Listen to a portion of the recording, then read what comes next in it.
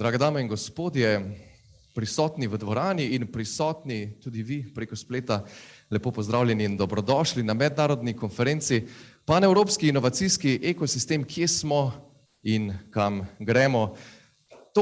Tale dogodek in tole konferenco organiziramo skupaj z Ministrstvom za gospodarski razvoj in tehnologijo ter javno agencijo Spirit Slovenija in zaradi mednarodne udeležbe, predvsem preko spleta in pa zaradi mednarodnega značaja bo tale konferenca potekala v angleščini. So now I will switch to English language and I will continue until the end in this language. So dear ladies and gentlemen, here in the Hall A of Chamber of Commerce and Industry of Slovenia, and also you who are present with us online, welcome to the International Conference Pan-European Innovation Ecosystem, where we are and where we are going to. My name is Aleš Ugovšek and I will be your host today for the next 3 and some hours. And today is a very special day, and it is a very special day after another very special day, which was almost a week ago. So we celebrated, Slovenia celebrated the 30th Statehood Day. And today we are starting with actually 6 months mission of presidency of the Council of European Union. So before we started, you were able to see on the screen and also in the Chamber of Commerce on the screens several different indicators which were prepared by our chamber, and these indicators are showing how is Slovenia situated, positioned at several different fields if we compare it to European Union, and these indicators will be present later on during the coffee break and on the screens of our chamber and also on the chamber website. But today we will talk and discuss about unity, collaboration, about the development, about people, about technologies, funds, and everything will be related to one and most important thing today, and this is innovation. We have 12 great guests today from Slovenia and other European countries. We have guests from public and also private sector, and we have guests from startups to unicorns and to big corporations. But before we start with the first initial speech, I would like to express a gratitude to the partners of this event, Ministry of Economic Development and Technology, and also to Spirit Slovenia Business Development Agency, and also to our material sponsors, and this is company Talum. You all received, so you who are present today in your physical state, this special aluminium cans. They are very special. They received an innovation award 2 years ago for circular economy. So yes, please take it. It's yours, and thank you, company Talum, for this. And also thank you to Vivo Catering Company, who is a sponsor of catering today. So you will get something delicious at the end of the conference. And the first opening talk today will be given by our new president of Chamber of Commerce and Industry of Slovenia, who is also a senior vice president of Slovenian Steel Group. Dear ladies and gentlemen, it is a great honor to host today Mr. Tibor Šimonka.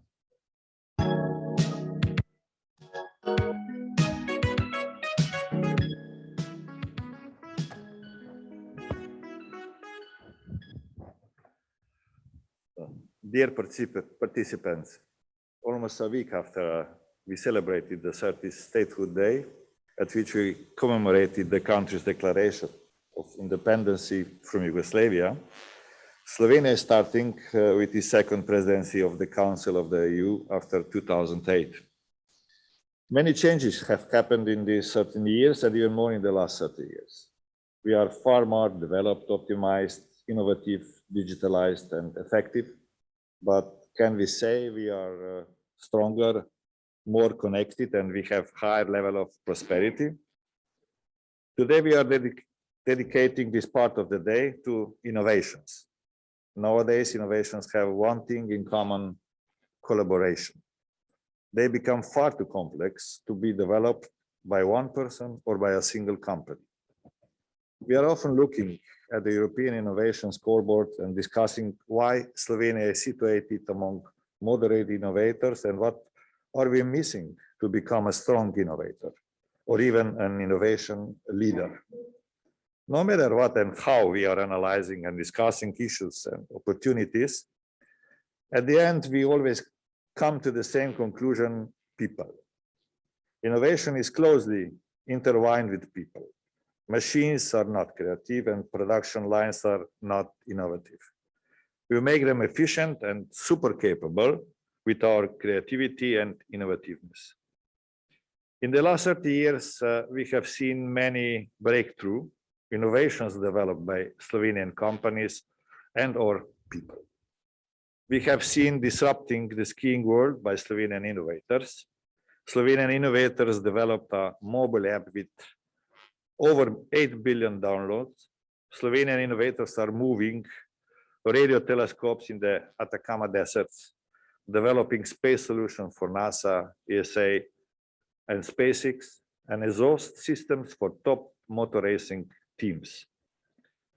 Slovenian innovators are developing high-end electric motors for best electric bikes, solutions to cure rare disease and save lives around the world, state-of-the-art solutions for productions-based and robotics, artificial intelligence, augmented reality, and many, many more. How can they be so innovative, successful, and disruptive?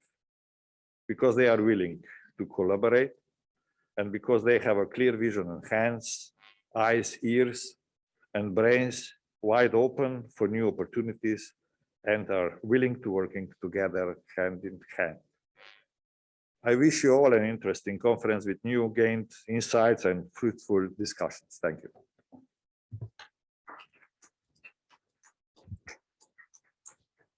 Thank you, Mr. Šimonka. Yes, this was a great aspect.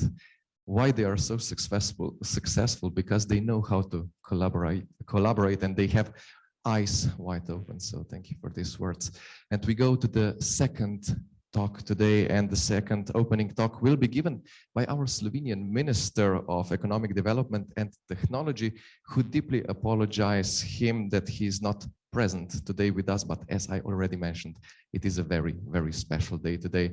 We have several different important people from Europe in Slovenia and several different occasions today in Slovenia. So we are glad that he managed to cover his talk in his video. So let's see what our Minister Zdravko Počivalšek has to say for all of us.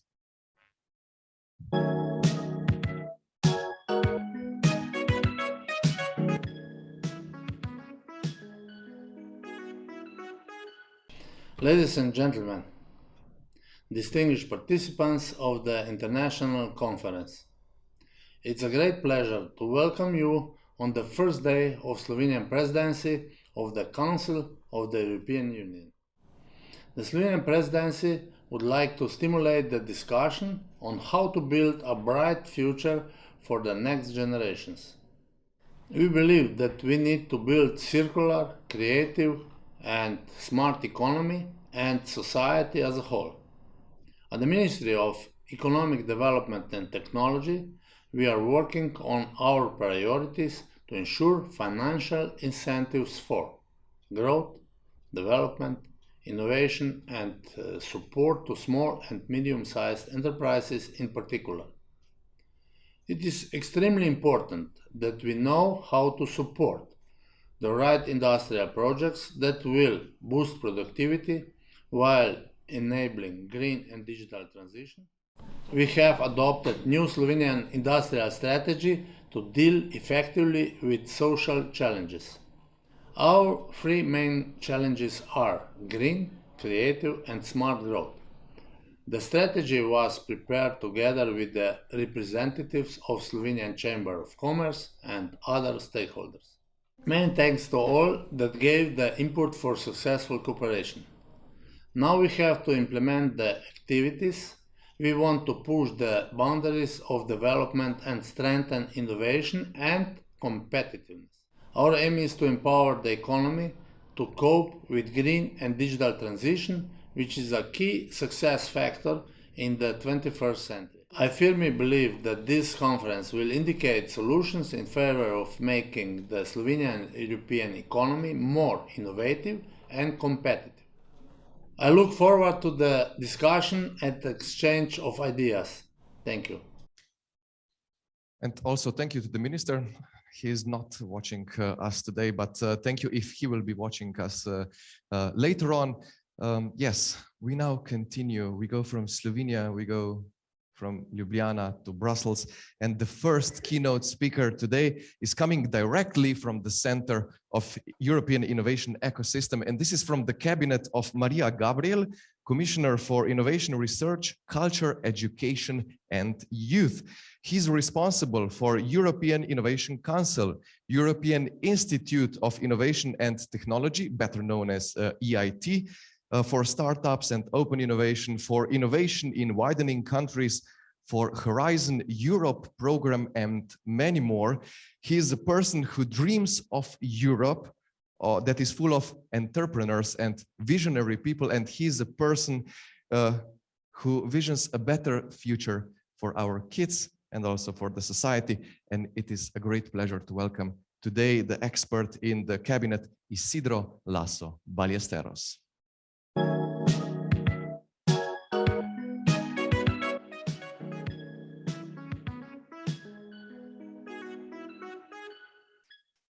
Isidro, hello, welcome. Hello, good morning. Thank you, Alex, and thank you for the introduction. First of all, allow me to apologize that Commissioner Gabriel cannot be here with you today for the same reason that your minister cannot be here, because they are actually together in Slovenia. They are, all the college of commissioners are paying the visit on today to Slovenia because of the Slovenian presidency of the EU.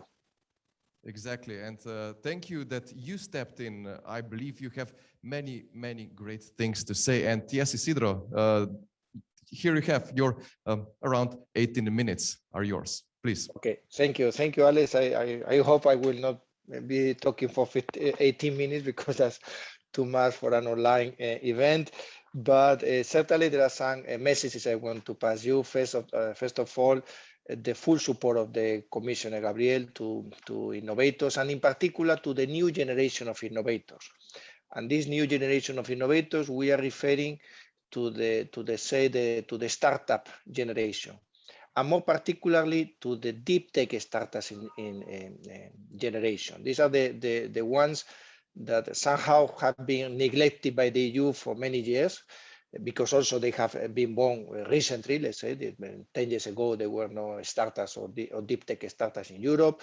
And now, of course, they are the main generators of innovators are the startups. It's not the big companies, it's not the universities, it's not the research organizations, it's the startup community, this new generation of innovators. So this is a strong support from the Commissioner to this new generation of innovators, and to the title of the conference, the Pan-European Innovation Ecosystem. Actually, this is a personal idea of the Commissioner Gabriel, and that she's spearheading in the Commission, so that we put the focus on the ecosystem. So not on the particular element of the ecosystem of let's say financial support or coaching or mentoring, no, on the ecosystem. So ecosystem means everything together, no? So to have a well-functioning innovation ecosystem in Europe, we need two things. The first thing is that we need to have all the elements. And there are two main elements that we need here. One is talent, human capital, and the other is financial capital. These are the two elements that we need in Europe. We have a huge amount of human capital and talent in Europe. And in terms of financial support, we are catching up quite well. And when there is a good business opportunity, there are normally a good, sufficient financial capital in Europe. So let's say we are not missing none of the two elements. However, the second big part of an innovation ecosystem is the connectedness. Everybody being together. And this is where we have a big gap in Europe, because it's easier for a startup in Slovenia to go to Silicon Valley or to London, or to find an investor in Silicon Valley and in London, than finding an investor maybe in Italy, your neighbors, or in Germany, or in France. So this connectedness across local ecosystems in Europe is essential. So for that, we need first the local ecosystems to be created at local level. So in Slovenia, you need to have different regional ecosystems and national ecosystem where all the actors, startups, innovators, investors, they all know one another and they are working together. And then once we have these local ecosystems all across Europe, to connect them together. That's why the cohesion funds are so important in order to increase the cohesion, the innovation cohesion in Europe. We need to have a territorial innovation cohesion because we cannot go ahead with only a few hot spots of innovation of startups in Europe, no, in the big capitals, in the big cities, in the big country. We want to have local ecosystems all across Europe and then connecting one another. So if one startup in Slovenia needs access to capital or want to have access to the German market, for example, this is a big market of consumers, they and big companies as well, and Mittelstand, then the startup in Slovenia should be able to have the right connections in Germany to be able to access the different markets there, and also to have access to the financial support that they might have available for them also in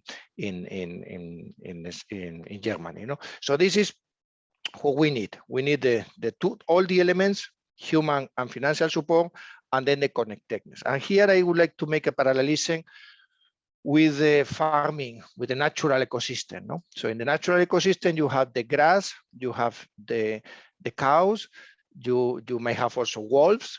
So we have in the innovation ecosystem is the same. The grass is the human capital that is needed for the cows to grow. No, the cows are the starters. No, the cows go and eat up the talent, the grass. No, then the human beings will be the investors or the public support. No, and we are irrigating the grass, and we are taking care of the cow that it doesn't get any sick or anything like that.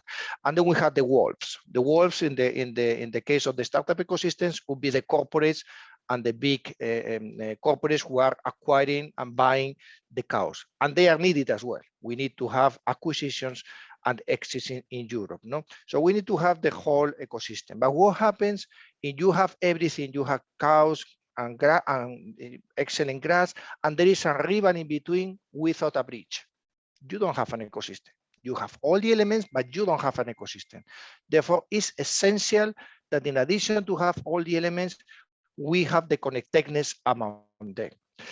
So then the concrete idea of the commissioner is this pan-European innovation ecosystem, mobilizing all the resources in Europe, from the cohesion funds to the European Innovation Institute of Innovation and Technology, to the European Innovation Council, to the new program, European Innovation Ecosystems, with a big budget as well to connect ecosystems, to mobilize all these resources to build this pan-European ecosystem, and to be a pan-European ecosystem with a clear, very clear target, and a clear target on the fourth generation of innovation, the fourth wave of innovation.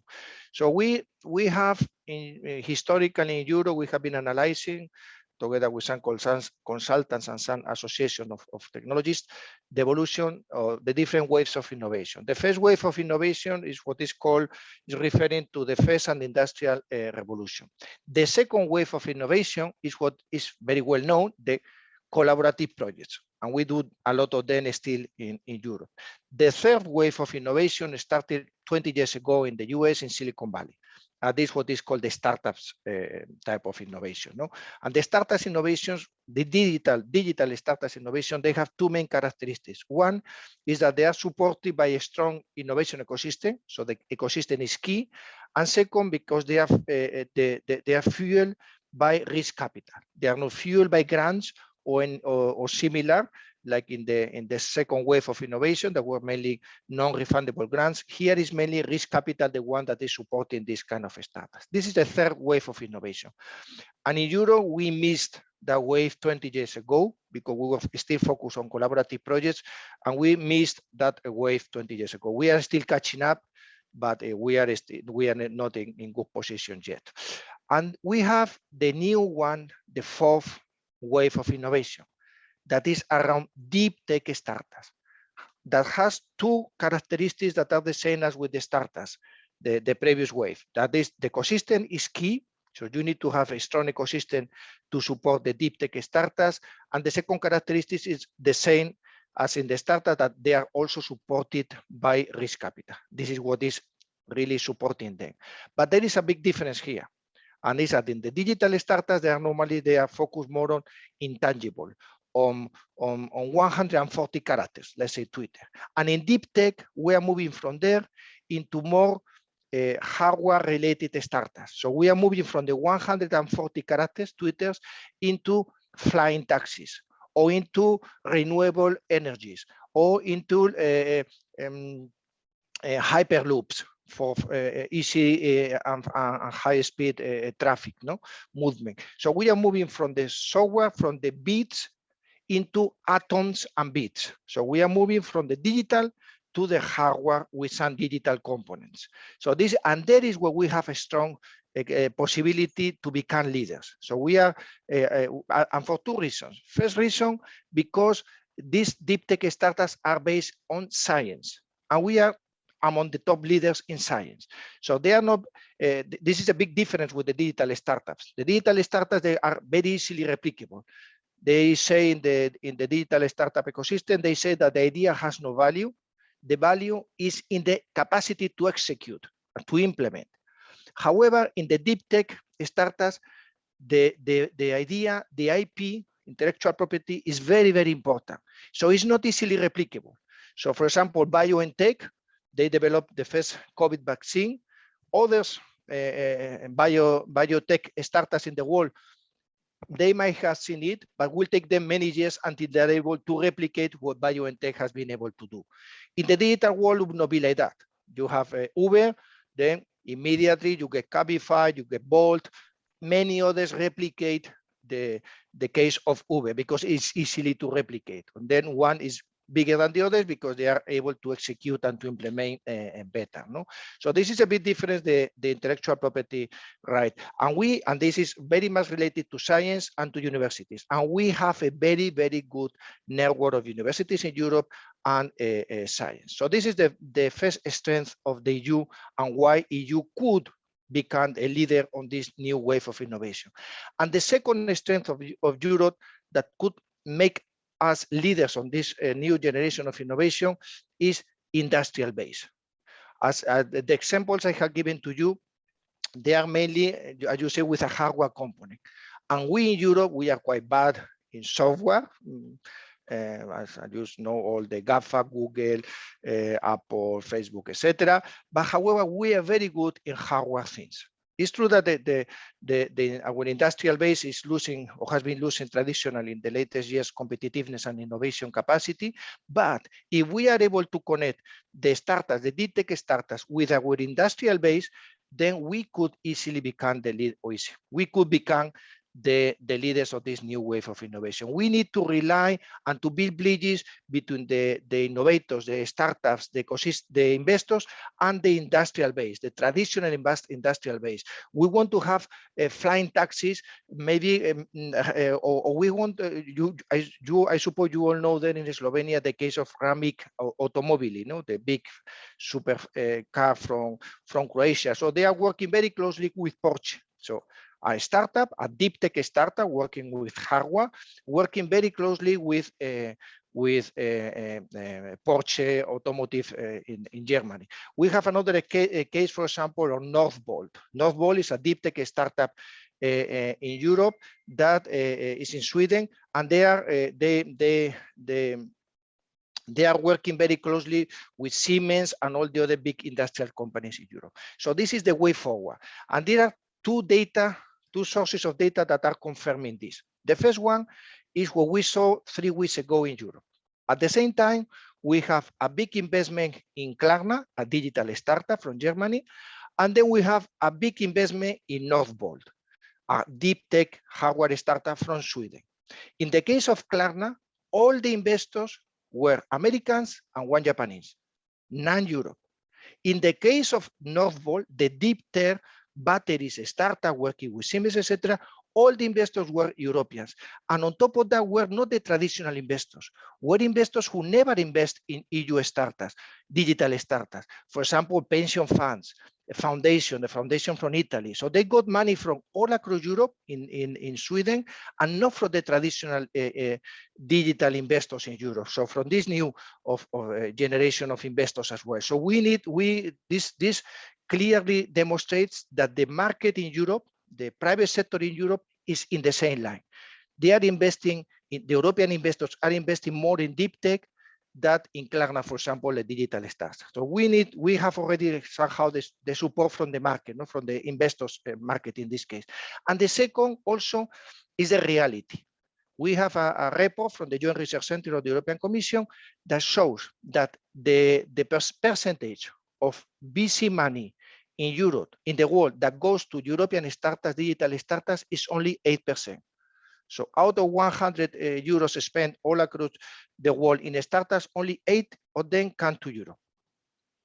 However, when we move to energy startups, so hardware startups, in particular renewable energy startups, we move from 8 to 48%. So suddenly the US, who has 59% on the digital startups, moves down to 29% on the energy startups. So we become the leaders here. This is the current situation. I don't know what will happen in 5-10 years. Maybe we will be the same, going down from 48% to 8%.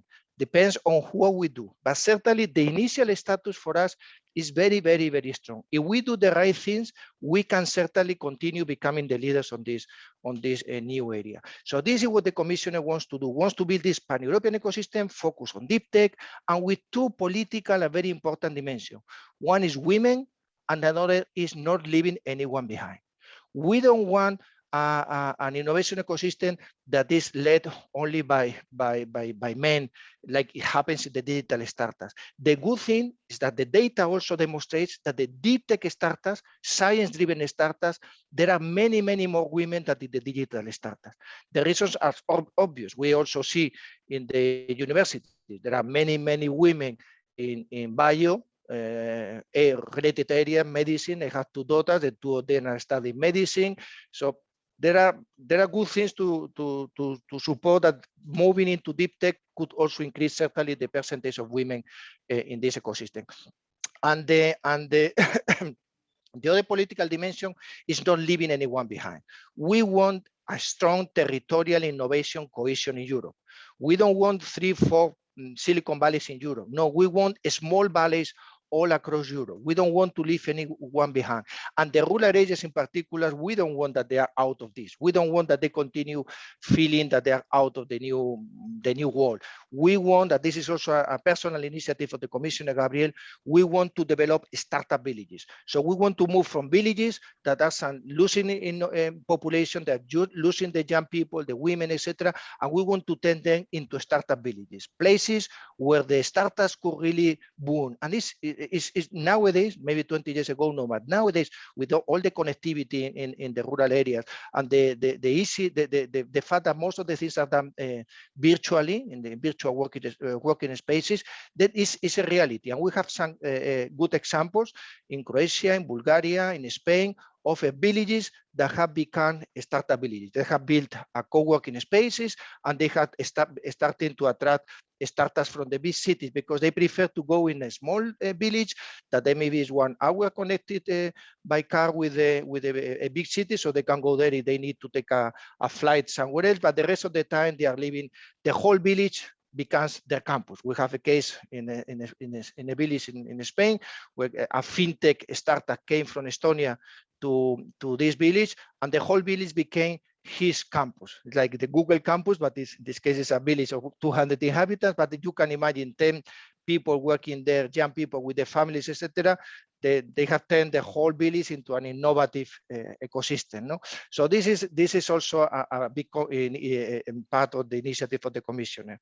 So ecosystem, so bringing all players together in that, including the big corporates, deep tech focus, women, and the not leaving anyone behind, innovation cohesion. These are the main components.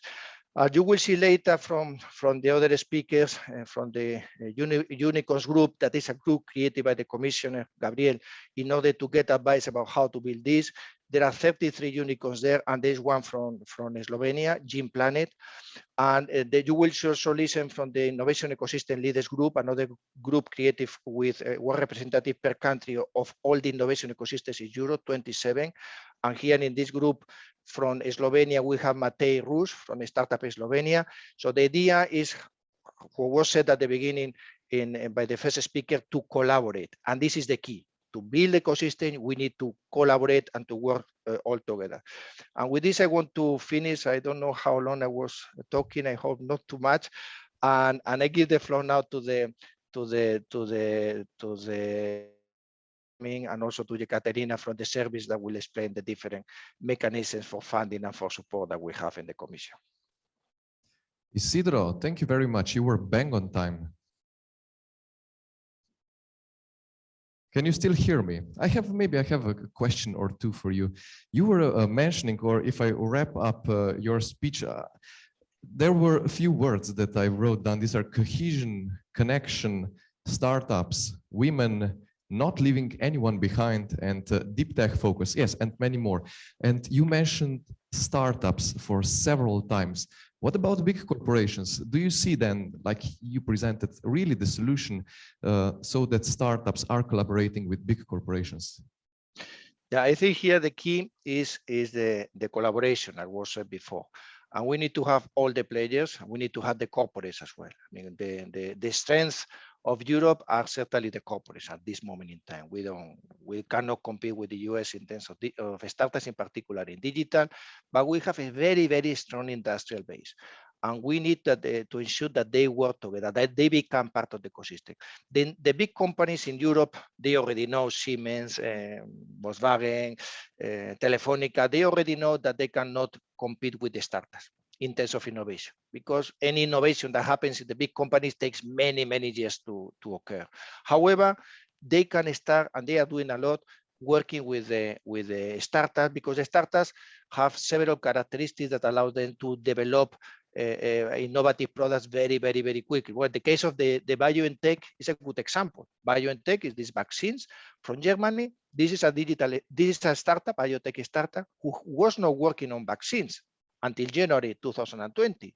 They were working in cancer. I suppose everybody knows, but this is said by them. In a meeting, in a breakfast on the 24th of January, they decided, why don't we try to use our technology for the vaccine of COVID? Just like that. Imagine a big corporate to take a decision to start doing a vaccine. How many meetings of the boards, reports, studies, all the kind of things that the big corporates would be needed for that. BioNTech did during a breakfast. They said, why don't we try our technology, MARN, that is they were using for the cancer, to fight against cancer. Why don't we use it for COVID? They tried and they succeeded. And they succeeded in a matter of months, because this was in the market by the end of 2020, but that means that the actual work was done maybe before summer. So how few months they were able to develop this solution.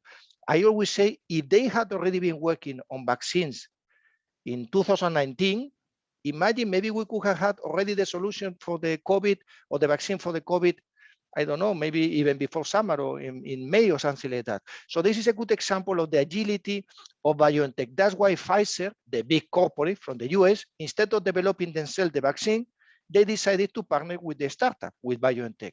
So this is the recipe for success. And I really thank God, because we had this big success in Europe, by a big corporate, a pharma corporate, working with a startup became the most successful story about the vaccine. So I hope more things will happen like that. I mentioned already the case of Ramic Automobili from Croatia working with Porsche. Porsche has now a 25%, or I don't know exactly the figure, but a big percentage of this startup. So they're working together. Porsche, instead of developing their own fast car, electric car, they are partnering with the startup. They are able to develop much quicker than any research department of Porsche, and they will be able to go into the market and to compete with Tesla and others that otherwise they would not be able to compete. So these two examples, but certainly the BioNTech with Pfizer is an example that everybody knows, everybody understands, and that shows that this is the way for the startups, BioNTech is delighted because it has become a big startup with a lot of valuation, etc. And Pfizer is delighted because has been able to bring into the market the first vaccine, and a vaccine that is working well. No? So I think this is if someone asks you, Alex, in Slovenia, why the corporates should be working with the startups, you give the example of BioNTech and Pfizer, and I'm sure everybody will understand. Isidro, a very good example, actually 2 examples. Thank you for these 2. We have some examples also in Slovenia, but yes, we are lagging behind in this field. Thank you, Isidro. Once more, greetings back to Belgium, and yes, thank you for being with us. Okay, thank you, and again, congratulations from the Commissioner Gabriel for this excellent event. Thank you, bye. Take care, bye. And from Europe, we are switching back and we are going back to Slovenian scale. And as European Union is pushing towards common innovation ecosystem, as Mr. Laso Ballesteros already said, there is also our country, Slovenia, who is and who will be part of this innovation ecosystem. And there are many innovation scoreboards positioning Slovenia here and there throughout the years. But at the end, and as we like to say, the devil is in the details, and therefore also national innovation and innovativeness has its backgrounds, has its reasons, has its issues, and also has its advantages. And it is my great pleasure to announce the next speaker today, who is coming from the Ministry of Economic Development and Technology, Mr. Jernej Salecl, who will took us into the Slovenian innovation ecosystem and Slovenian innovativeness.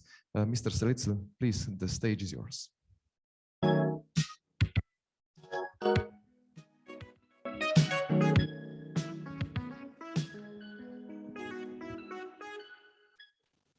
Thank you very much for the lovely introduction. I would really like to welcome everybody here on the behalf of the Ministry of Economic Development and Technology. Warm greetings, especially to the representatives of the Chamber of Commerce and Industry, to the President, of course, to the European Commission, and to you, distinguished guests, entrepreneurs, companies. Mostly we are here because of you. I thank you for being here, and I also thank you, the Chamber of Commerce, for having us here, for organizing this event to commemorate the beginning of the presidency of Slovenia to the Council of the European Union. It is very important to use this time wisely. Slovenia is on the spotlight during these 6 months, and it is up to us to make the best out of it.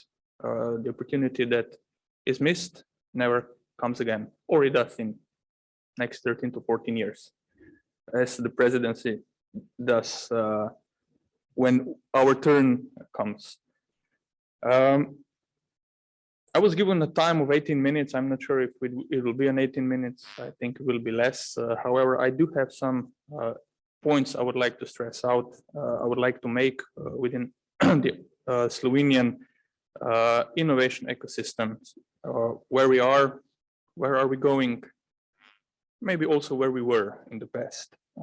But to look back into the past year and a half now, since the COVID crisis, I promised myself not to go too deeply into the COVID, because we hear about it every day more and more, and it's being on the agenda maybe quite too much, but still, we cannot deny that this pandemic changed.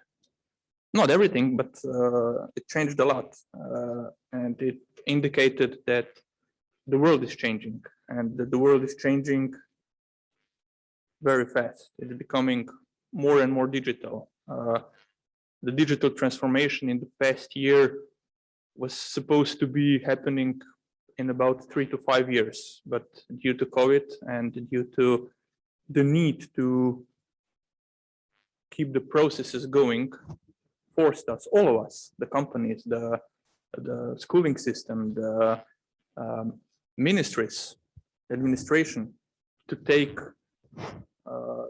part in the digital world that actually enabled us to function, not normally, but good enough to to move forward. Something like that would not be possible 10 or 15 years ago. And progress of digitalization in the past few years was enormous, and it will continue to create our lives in the future.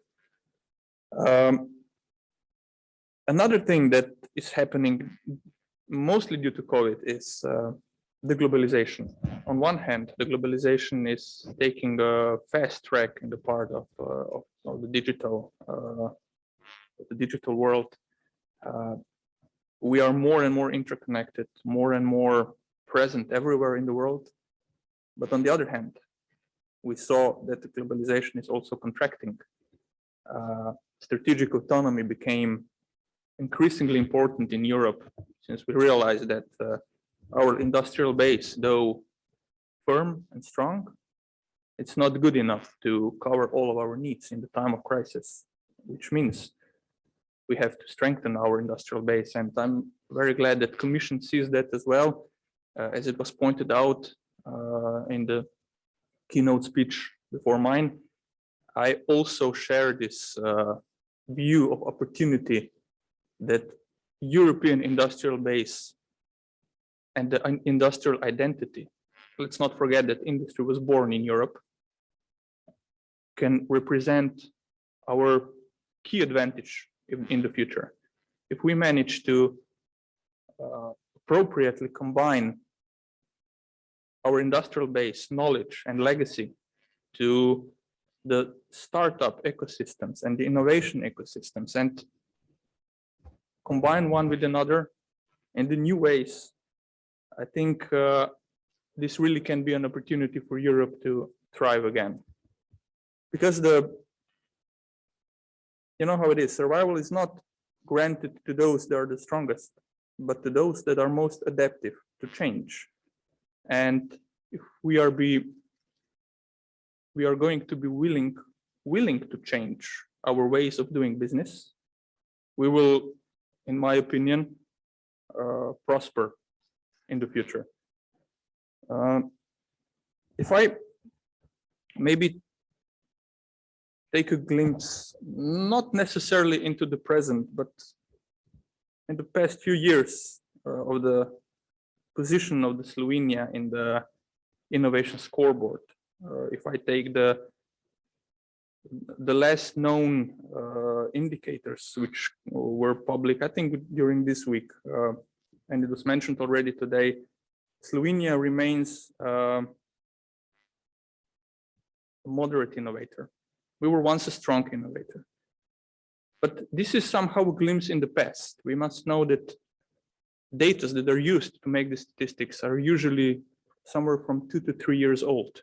I think that today's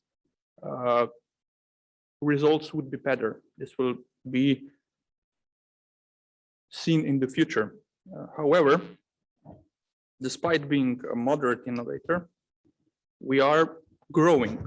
We are at the almost 90% of the European average.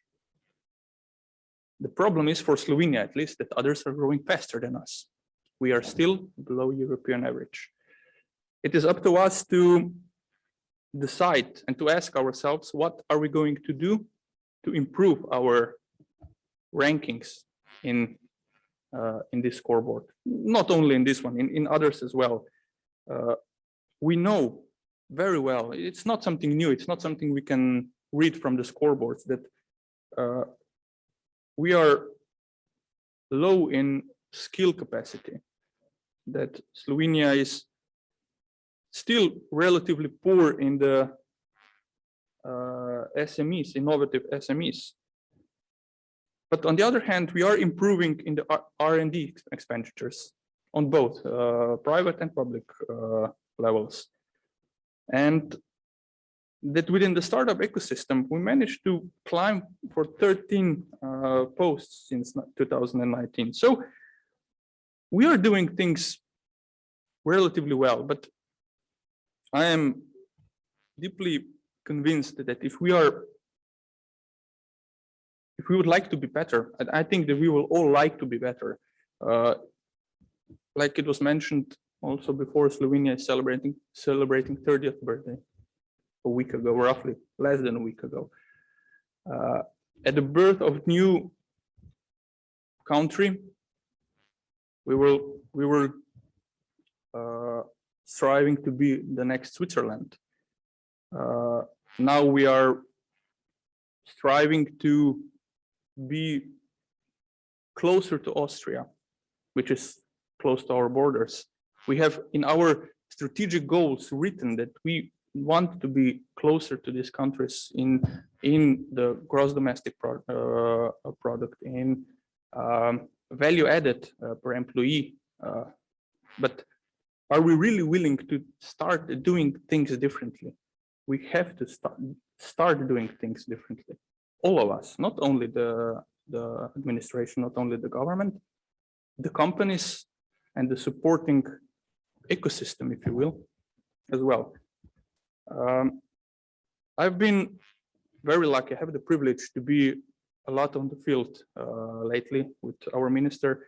We go to different companies, mostly hidden gems of Slovenian innovation and export leaders, companies that know how to tackle the innovation, the companies that know that they must invest in their employees.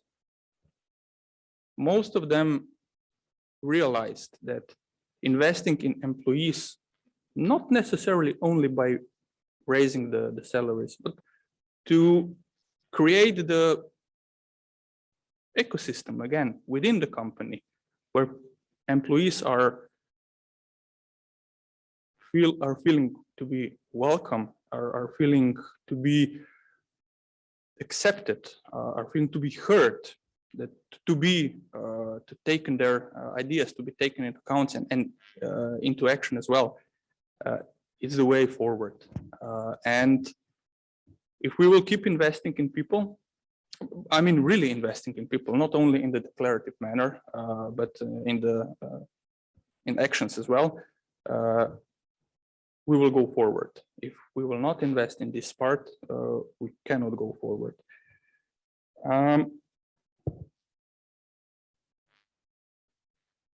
Ecosystem, innovation ecosystem. It was roughly mentioned before what an ecosystem is. I've also written in my my notes here that ecosystem is defined as a combination of all living creature or biocenosis and everything that is non-living or biotop or the living space.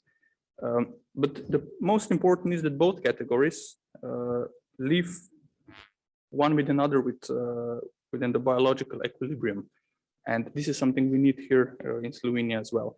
I think our ecosystem, not necessarily only within the innovation, but maybe widely within the R&D and the support area, is not underdeveloped, not necessarily always underfunded, but it is extremely fragmented. We have many measures, if you will, that are founded either from the public funds or the local funds, or maybe from private funds as well, but they're fragmented. I would like to mention just a few of them, just to see how many subjects we have. We have number of incubators, number of accelerators, number of measures that support financially all of these institutions. We have the network of so-called SPOT. We have digital innovation hub. We have technology transfer offices. We have fab labs. We are a part of European enterprise network. We have a startup ecosystem. We have a center of creativity. We have regional development agencies. We have chambers of commerce, chambers of small businesses, local chambers of commerce, and last but not least, we have strategic research and innovation partnerships, which derived from the Slovenian smart specialization strategy. I roughly pulled the figures together. I think more than 50 million closely to 60 million of funds were spent to support this organization I just mentioned, only from our ministry, from Ministry of Economic Development and Technology. I did not count the funds that were spent from the other ministry, Ministry of Culture, Ministry of Education, Science and Sports. But what was lacking in the past cohesion 7 years in the financial framework, and from the other is the consistency, is the stability of the system. I strongly feel that what our environment, also innovation ecosystem, needs is stability, and it's that it would be predictable. I think we have good measures. I think we have to, well, rethink them, or if nothing else, rethink how to manage them.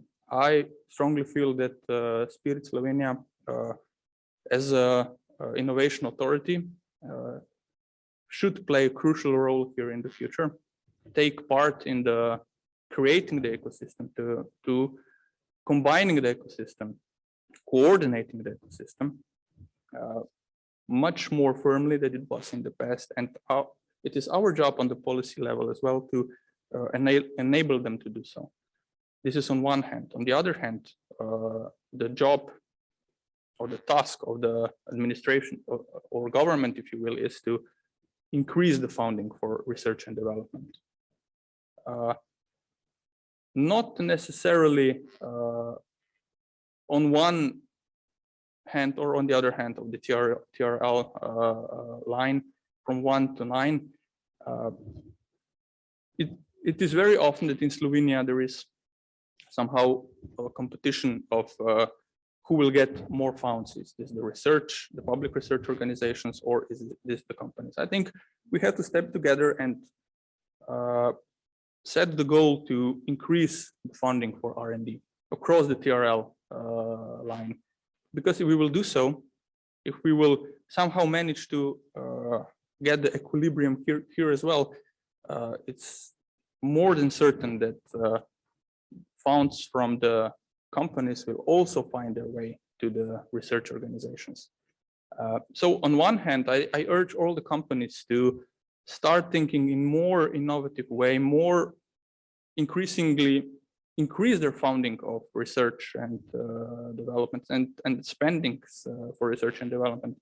And on the other hand, I urge the academia, I urge the research organizations to adopt a bit more of entrepreneurial logic in their process, because bear in mind that all the inventions that are born in the companies or research organizations will only become innovations if they will be sold on the market. If they are sold on the market, they make profit. If they make profit, they make new funds that can be spent again for the new cycle of innovation. And I really urge all that I've mentioned before to be true in their intention. When government or ministry or agency sets out to found a certain matter that is strongly indicated or contributed to innovations or to creating innovation ecosystem or research partnership, whatever, to take them in a way to use them for what it was meant for, not for doing business as usual as it was in the past 20 years, but to make steps forward. I see on the side of the government that we have to make some steps forward. On one hand, to ensuring more funds for the R&D process, and on the other hand, to start spending these funds differently. And on the other hand, the ecosystem, all that I mentioned before, must take necessary steps to start spending these funds a bit differently than we did so far. This is the innovation, to innovate also within our processes of how we do daily business, not to do it as we did 20 years ago, because we will make no progress in this way. And collaboration is the last thing I have on my notes. It was also mentioned many times before. I hope in the future for fruitful and honest collaboration between all of the spheres I mentioned today, from the academia to companies to support activities to chambers, because only collaboration will take us in the future, but collaboration in such way that everybody can benefit from it. Again, we must search for the equilibrium, not to go one way or the other. And just for the conclusion, in the past, innovators were frequently people who did not like hard work and were always seeking for the ways to manage everyday tasks in the less demanding manner, in the less demanding way. And the side product of that was that by that they were improving their personal life. They had more spare time. They have more quality spare time. And let us do the same. We have to keep on innovating to make our lives better, to make our lives richer, and to enjoy life in general by doing smart work, not hard work. Thank you.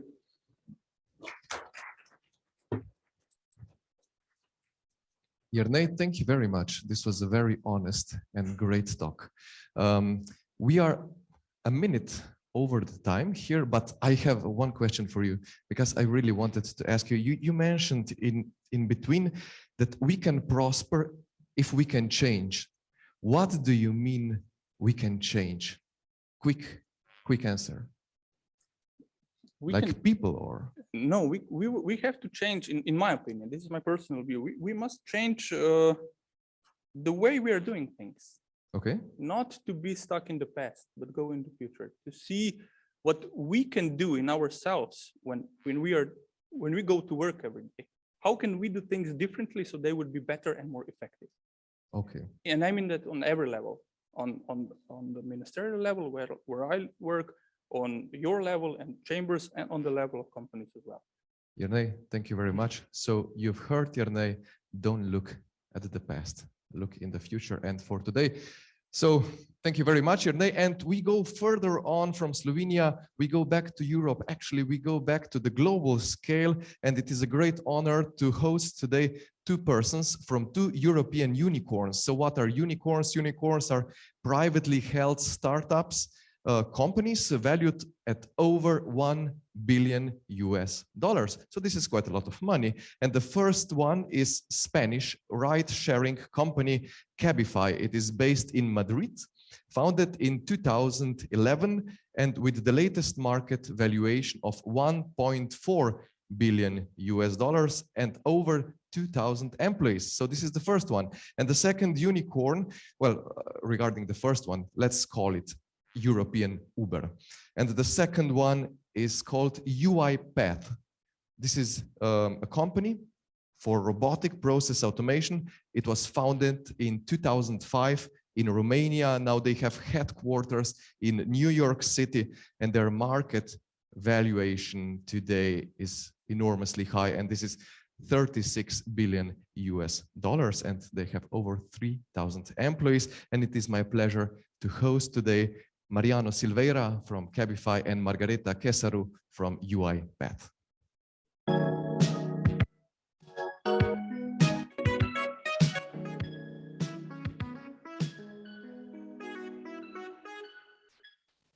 Mariano and Margareta, hello, hi. Hello, very nice to see you, and thank you so much for having us. Hello, where are you now situated? Well, I'm based in Bucharest, Romania, and talking from my home office here.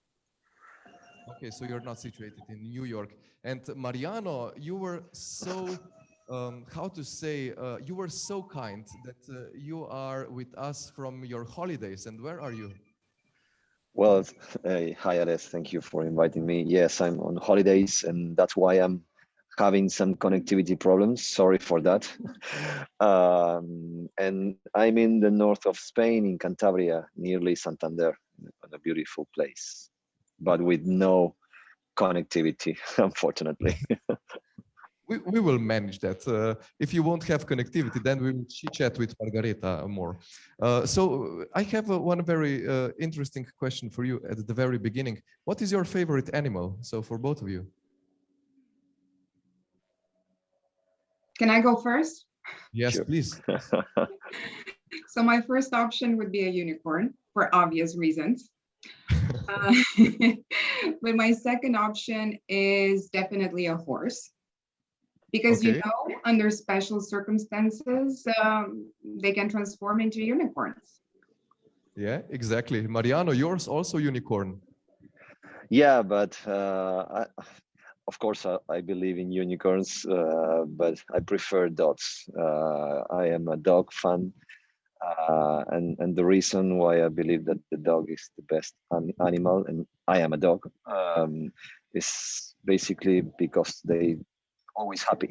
They live in the moment. They are always giving all the time, and they are all in, and also they are showing us that they are happy all the time. So this is something that I'm trying to do in my life. I'm trying to do my best and become the best version from me always. Okay, so we have horse and dog. Well, unicorns here. I will go with eagle. So I will take eagle for myself. Mariano, in May, you were celebrating 10 years of Cabify. What was the party? Was it like COVID big, or was it big party, or was there any party?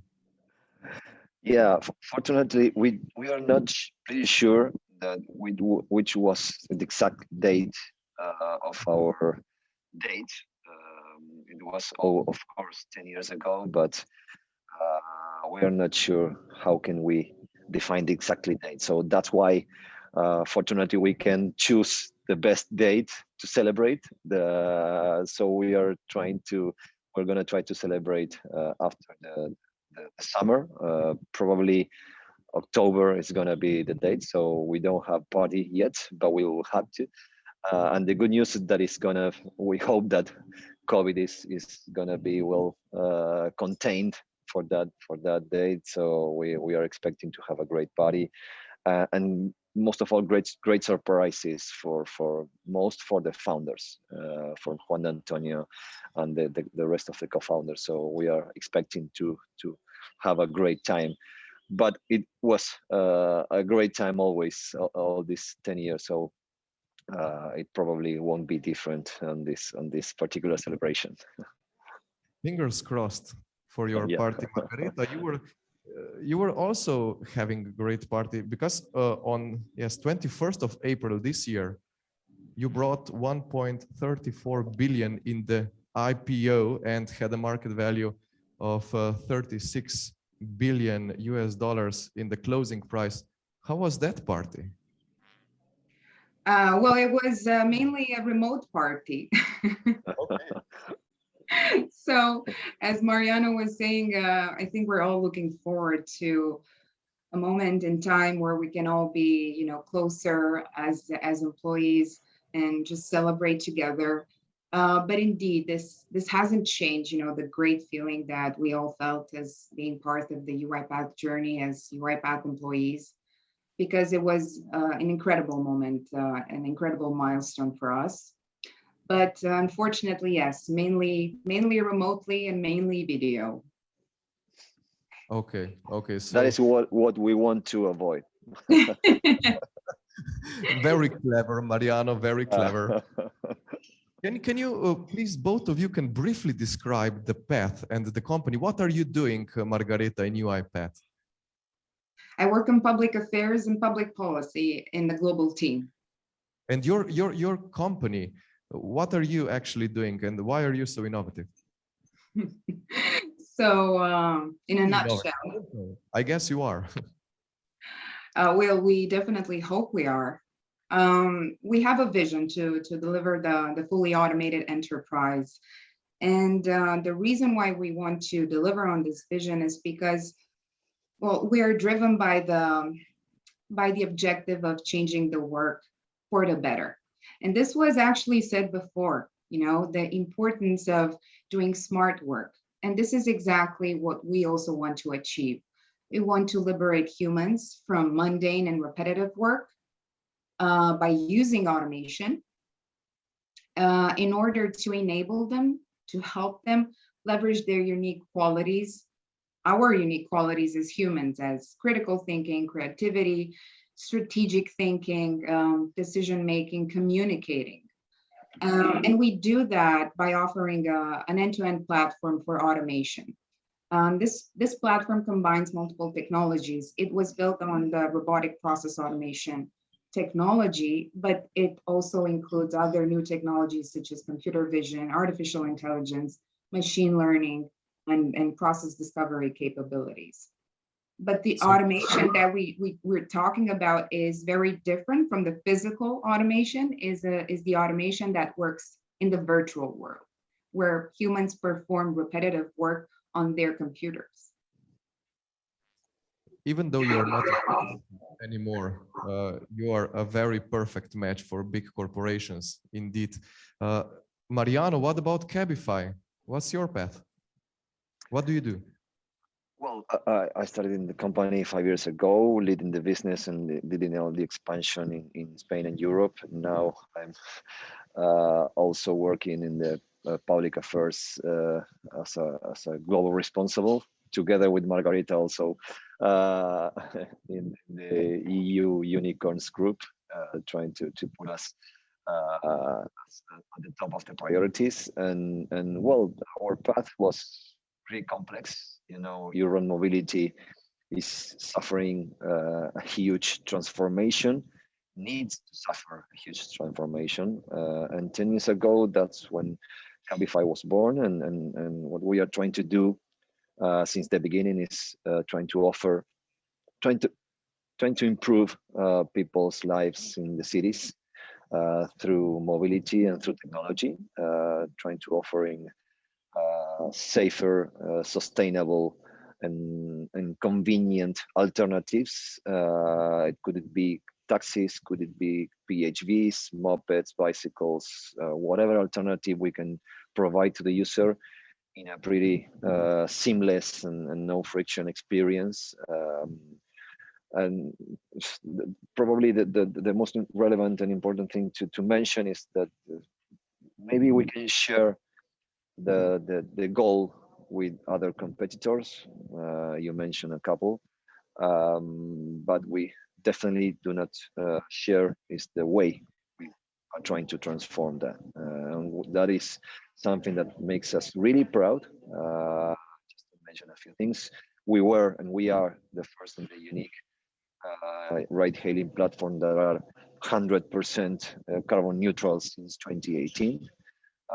And we provide services to blind people, to deaf people, to elder people. We are trying to really accessible mobility services, and the way we do and the way we transform things and mobility is really important for us, and that is something that makes us proud, and of course it's in our DNA and in our culture of the company.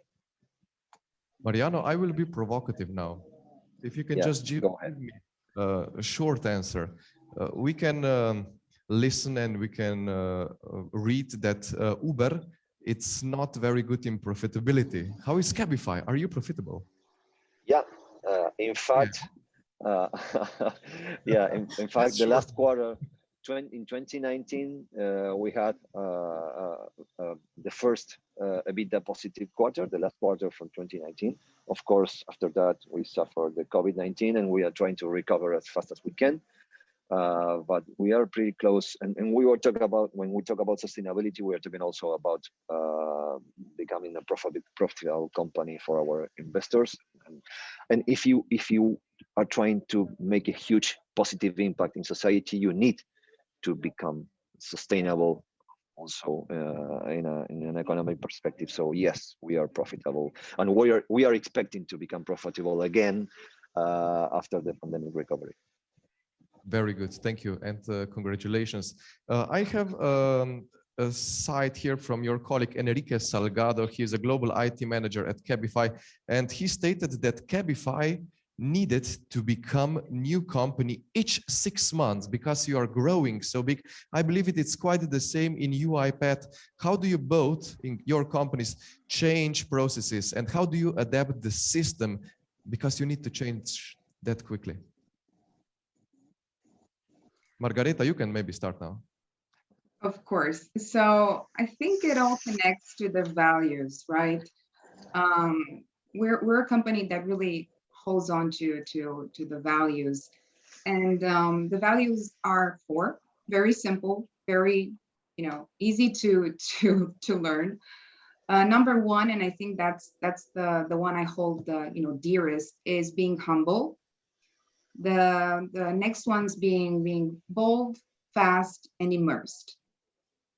And I think this provides a great compass, together with our culture, to help us navigate, adapt, improve, innovate each day, so that we remain grounded in our values and the culture that we feel belonging to, but at the same time deliver the same best quality for both customers and employees. And as a public company, it's really important to take a lot of processes and systems very seriously. But I think as we look at this compass, it's really, I think, natural for us to keep moving forward and being driven by the same passion that we have. And at a more pragmatic level, we do have an amazing chief strategy officer that looks closely at these aspects. And he's also a very inspiring leader. Very proud to have him here with us. So values and chief strategic officer, Mariano, do you also put values on the first place in Cabify? Yeah, always, since the beginning. I totally agree with Margareta, and it's a fundamental of our culture and of our, I believe it is a success, maybe because we are competing against ride-hailing and mobility. Basically, urban mobility is kind of a war. It's the most aggressive and competitiveness market in every country we are operating. We are competing against Uber, Didi companies, huge companies with huge funding behind them, and also to become profitable and to become a valuable company for our users. You need to do things in a different way, and you need to put values, of course, in the top of your priorities. And of course, adding to that, you have to be very agile. You have to be very focused on adding value to your users. And to do that, you need to empower all the people in your company around this kind of opportunities and pain points and frictions that the experience has for your users. We have both users, not only the rider, but also the driver. We have more than 400,000 drivers all over the world, and you have to take care of them too. And providing these particular seamless experiences to all of them every time, everywhere, and become relevant for them, and maintain very aligned to your core values, not only as a company but also as a brand, because we are continue communicating to them values also as a brand, and you have to maintain and put very focus and efforts to maintain this emotional connection with your users. And to do that, you have to be very innovative every time, very agile. You have to have a very lean processes in our back offices, and all the people working together to believe in what you're doing, believing that you are providing and improving citizens' lives every time. And this is something that you need to learn walking the path. It's something that you're not going to find in any book. It's something you need to learn. You need to create your own culture, your own processes, your own way to do things, and it's going to be the most important thing you probably can create when you think in a startup. Thank you, Mariano. This was kind of a piece of advice to all people and entrepreneurs out there. Margareta, maybe we can wrap up this talk with you. Do you also have one piece of advice for people out there? Well, I can, only offer very, very humble advice, and this is based on what I've learned being at UiPath. The fact that in order to scale as a startup, it's really important, besides having a good product and a talented initial team, is to look at the potential market and to aim towards having a large potential market. And at the same time to try to measure, the timing. If the market is ready for a product that you want to develop, I think, based on my experience at working at UiPath and being in the UiPath ecosystem, these were lessons learned that I heard a few times, at least. Margareta, thank you very much for this. Mariano, also thank you for being part of this Fireside Chat without Fireside. You were great guests. Congratulations how you are doing this great. Yes, I am thinking of becoming a shareholder of UiPath, yes, because you are growing so quick. So take care, bye-bye, and yes, thank you once again. Thank you very much. Congratulations. Wonderful See you, bye. And with this, we wrapped up the first part of this conference. Now it is a coffee break. We will continue in 20 minutes. Actually, we are continuing at 20 minutes to 11 o'clock. We have a representative of European Commission. She will show us what are the funding opportunities for companies. We will have a Slovenian representative showing the funding opportunities for Slovenian companies. And at the end, we will have a panel discussion with 4 innovative Slovenian companies here right at the stage. So yes, grab a coffee and yes, see you in 20 minutes, a little bit less. Bye.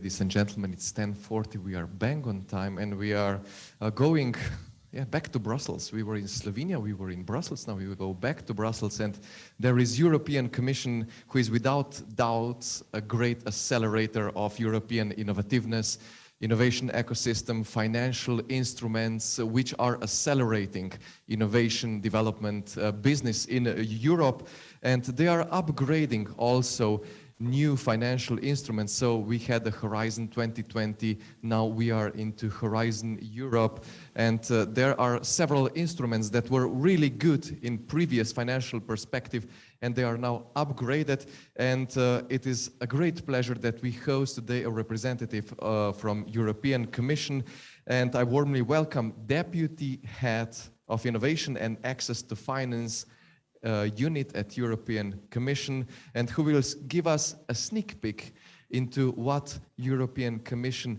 has and what will be offering in the next couple of years. Dear ladies and gentlemen, I warmly welcome Ekaterina Novikova.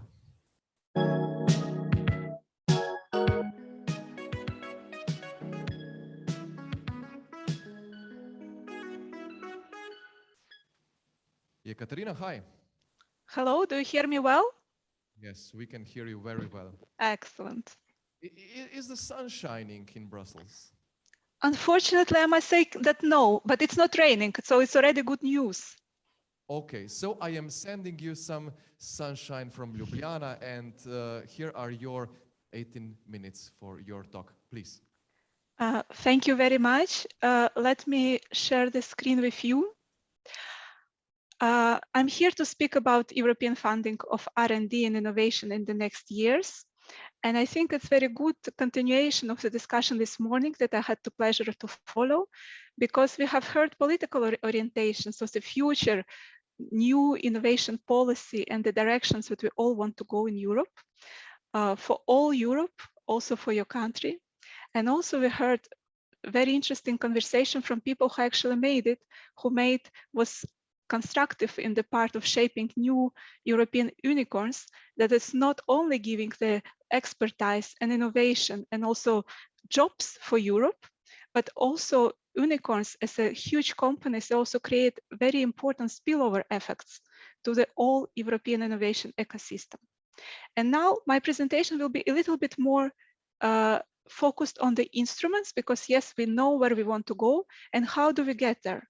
And here it comes very important notion of funding, and of course the notion of the Horizon Europe. What is the Horizon Europe? Because this is something with what with this program we hope to achieve extremely good results in the next 7 years. So Horizon Europe is a key funding program for research and innovation, as you all know, that is focused on the 3 pillars: science and technology, society, and economy. Its objective is to fuel EU scientific and technological excellence, and also to optimize investment impact within a strengthful European research area. It also aims to support the creation and better diffusion of excellent knowledge and technologies, and facilitate collaboration and strengthen the impact of research and innovation in developing, supporting, and implementing EU policies while tackling global challenges. As regard to the society, objective is to tackle policy priorities, including green and digital transition, and also sustainable development goals. Last but not the least, its objective is to boost, to create jobs, to fully engage the EU's talent pool, to boost economic growth and promote industrial competitiveness. We also know that Europe has world-class research and very strong industries. So we really have very strong base to build on what we can build. Europe consists of 6% of the world population, but in the same time, it encompasses 17% of the global R&D, and 25% of all highly quality scientific publications are coming from Europe. So we have the base on what to build, and let's see how we can do it and how we can build on that further. So Horizon Europe program is composed on the 3 main pillars. One pillar, pillar 1, is based on the excellent science, and it's going to address the objectives of this program via European Research Council, Mariya Skłodowska-Curie program, and also research infrastructures. Pillar 2 addresses global challenges and European industrial competitiveness through the clusters of health, culture, creativity, and inclusive society, civil security, digital industry and space, climate, energy, and mobility, food, bioeconomy, and natural resources. It also composes joint research center within Pillar 2 that provide the expertise and analysis on this and also other important challenges. Finally, Pillar 3, on which I will focus my presentation today, it's about Innovative Europe. That composes of three main instruments: European Innovation Council, European Innovation Ecosystems, and also European Institute of Innovation and Technology. And the last but not the least, we have a horizontal cross-cutting program, widening participation and strengthening the European research area. That also has two pillars: widening participation and spreading excellence, and reforming and enhancing the European R&I system. Horizon Europe budget is 95.5 billion, and that includes also 5.4 billion from the Next Generation Europe budget. That program is, as you know, from EU for recovery from COVID-19 crisis. The political agreement has been reached in December 2020, and it is split as following: for excellent science, it has 25 billion. For global challenges in European industrial competitiveness, 53.5 billion euros.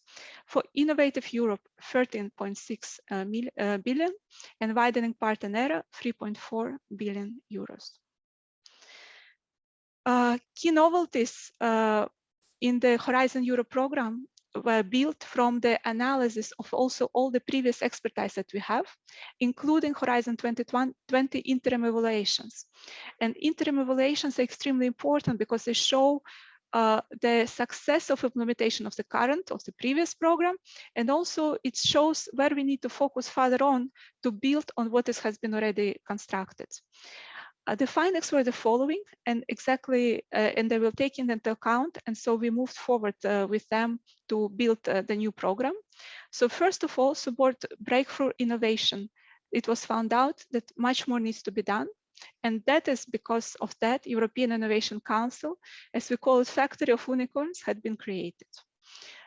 It was also found out that we need to create more impact from mission orientation as citizens' involvement, and thus we come up in Horizon Europe with new missions concept, a new concept that we have.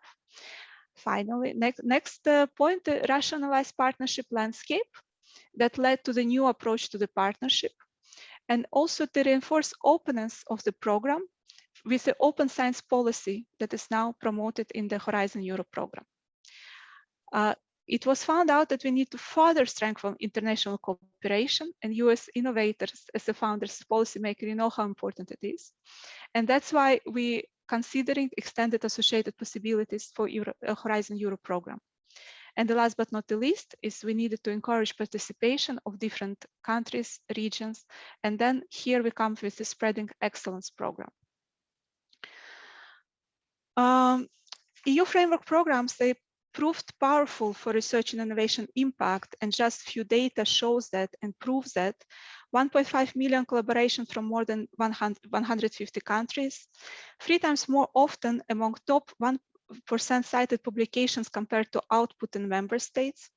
84% of investments address sustainable development goals, and among them 30%, and that is a very good and very big percentage, address climate change. And finally, 90% estimated labor productivity increase in funded companies thanks to the program. I'm coming now to the core of my presentation, and it is about Pillar 3 Innovative Europe program that was built to stimulate market creating breakthrough and ecosystems conducted to innovation. Here, it is this pillar constructed on 3 elements. The European Innovation Council promotes breakthrough innovation with scale-up potential at the global level. It focuses mainly on breakthrough, deep tech, and disruptive innovation, targeting especially market-creating innovation. The European Institute of Innovation and Technology is an independent EU body, and it increases Europe's ability to innovate by nurturing entrepreneurial talent and supporting new ideas. And the last but not the least, in between these two groups, we have European innovation ecosystems that act in synergy with the EIC and EIT innovative activities across Horizon Europe and other EU funding programs to improve the overall ecosystem for innovation in Europe. A little bit more on the European Innovation Council. What is it? It is one-stop shop for breakthrough, deep tech, and market-creating innovators. It is open to all innovators in any field at any time. It is complemented by targeted funding on strategic challenges, and it is highly competitive for Europe's high potential innovators. European Innovation Council brings agile funding from idea to investment through the free groups for the free programs that's intention to follow through innovation from the idea, from the creation, from the laboratory to the market, to becoming to the market and further on to the scaling up of this idea further on to future unicorns. The Pathfinder, it is created for advanced research on emerging technologies, so it really addresses very early stages of TRL. Afterwards, in case of success, it could go to the transition phase from the laboratory to ready to commercial setting, let's say exploratory phase. And finally, there's accelerator and the EIC fund to scale up innovation by startups and SMEs. Also, European Innovation Council puts a lot of attention on building ecosystems and communities. It provides access to business acceleration services to the companies that are part of this European Innovation Council. It provides coaching, mentoring. It provides matchmaking sessions with the corporate investors, with the procurers and public and also private buyers. Under these ecosystems, there is EIC program managers that are hired to develop visions for the breakthrough innovations, visions for the future, and also to manage this portfolio of the program in very dynamic manner, based more or less on these DARPA experiences of the US program. And finally, it's also crowds in other investors like venture capitalists and corporates to help these best European companies to get its way to the market and scale up further on. I will say a few more words about every program. So EIC Pathfinder, as I mentioned, it's quite a program for the starting phase, for the advanced research, but that is maybe not yet clear to what kind of company and marketable invention it can lead to. But still, the focus is on the breakthrough and game-changing technologies, and it is mainly bottom-up. But it also contains some Pathfinder challenges that is like top-down challenges, for example, emerging health, energy, and digital technologies, for which companies and partners are invited to provide applications. The program is mainly collaborative. It normally contains 3 or more partners, including SMEs, and grant is up to 3 to 4 million. Proactive management of portfolios, these projects are ensured by EIC program managers. And in case of success, there also opportunity for additional grant to explore the opportunities of these technologies to go to test this feasibility of inventions and interact across the portfolio between different programs, because as you know, now interdisciplinary innovations, intersectoral innovations, breakthrough innovations, they're happening on the intersections of the different science sectors. And it's very important to ensure the synergies there. EIC transition, it is, as I mentioned before, is meant for transforming research results into innovative opportunities. New funding schemes are created to bridge this gap between the research phase, when we're thinking about the proof of concept phase, and also its innovative application. And here again, we have a combination between bottom-up calls, but also some transition challenges that we invited companies to apply for, like, for example, in the areas of the medtech or energy storage. Here already we are speaking more about single applicants, including SMEs, or small collaborations to maximum 5 partners. So we're already coming a little bit closer to the market, when the idea is that later on we're going to accelerate one single company. Here grants are up to 2.5 million.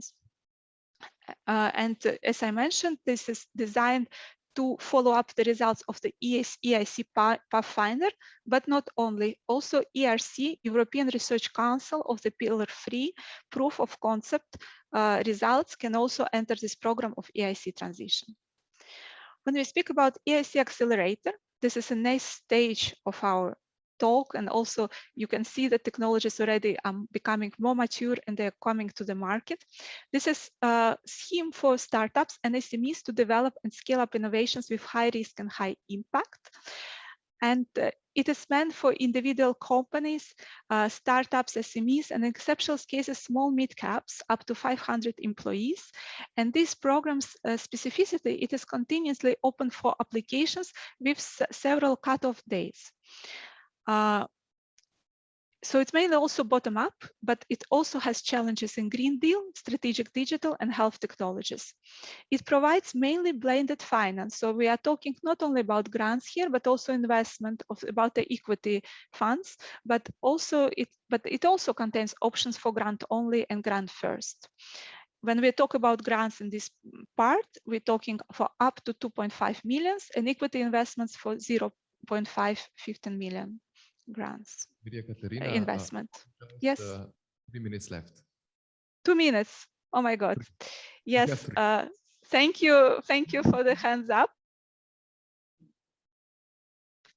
I will be short. I will cut it. I will cut it. Here I would like to present just opportunities and to mention that calls are open now, and I invite you to participate in these calls. And then I will go very quickly in 2 minutes saying that here we also have some prizes that hopefully if my presentation could be shared, you can take a look. Especially I would like to underline EU prize for women innovators and also encourage women innovators to apply for this prize. And also I would like to then very shortly speak about two other pillars, two other instruments, European Innovation Ecosystems. And here the topic of this presentation is European Innovation Ecosystem. Here in this pillar, we're actually trying to build the networks of interconnected innovation ecosystems in Europe. And we have different, again, open calls to come to help us to bring us closer to this goal. And then, as I need to conclude, we also have European Institute of Innovation and Technology. That is unique also innovation instrument that is already long established and have very good successes, that also is targeted to enhance Europe's innovation capacity, competitiveness, and quality of life, and also promotes innovation ecosystems and also helps Europe and helps the partners within the EIT through the knowledge communities to bring together the knowledge, to co-create, and also to build successful companies. I should say only one word about the synergies with other unions program, because Horizon Europe program is not working in isolation. This is indeed the main research and innovation program, but of course it's built on different synergies and interlinkages with other programs. And here, as I need to conclude, unfortunately, I have a lot of materials to present, but let's stop here. I would like to conclude with the lessons from the Research and Innovation Days with more political message, with the message that, of course, we have these European programs, but we cannot do it alone. We have to work in collaboration and to hand in hand.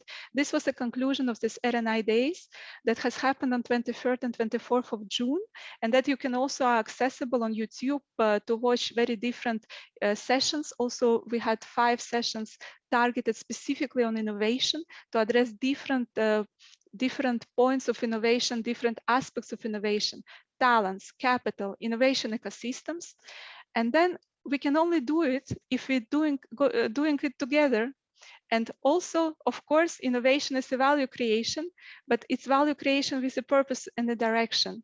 So I just thank you for this opportunity to present. And just want to say, let's do it together. Let's build Europe and the future of Europe together. Thank you.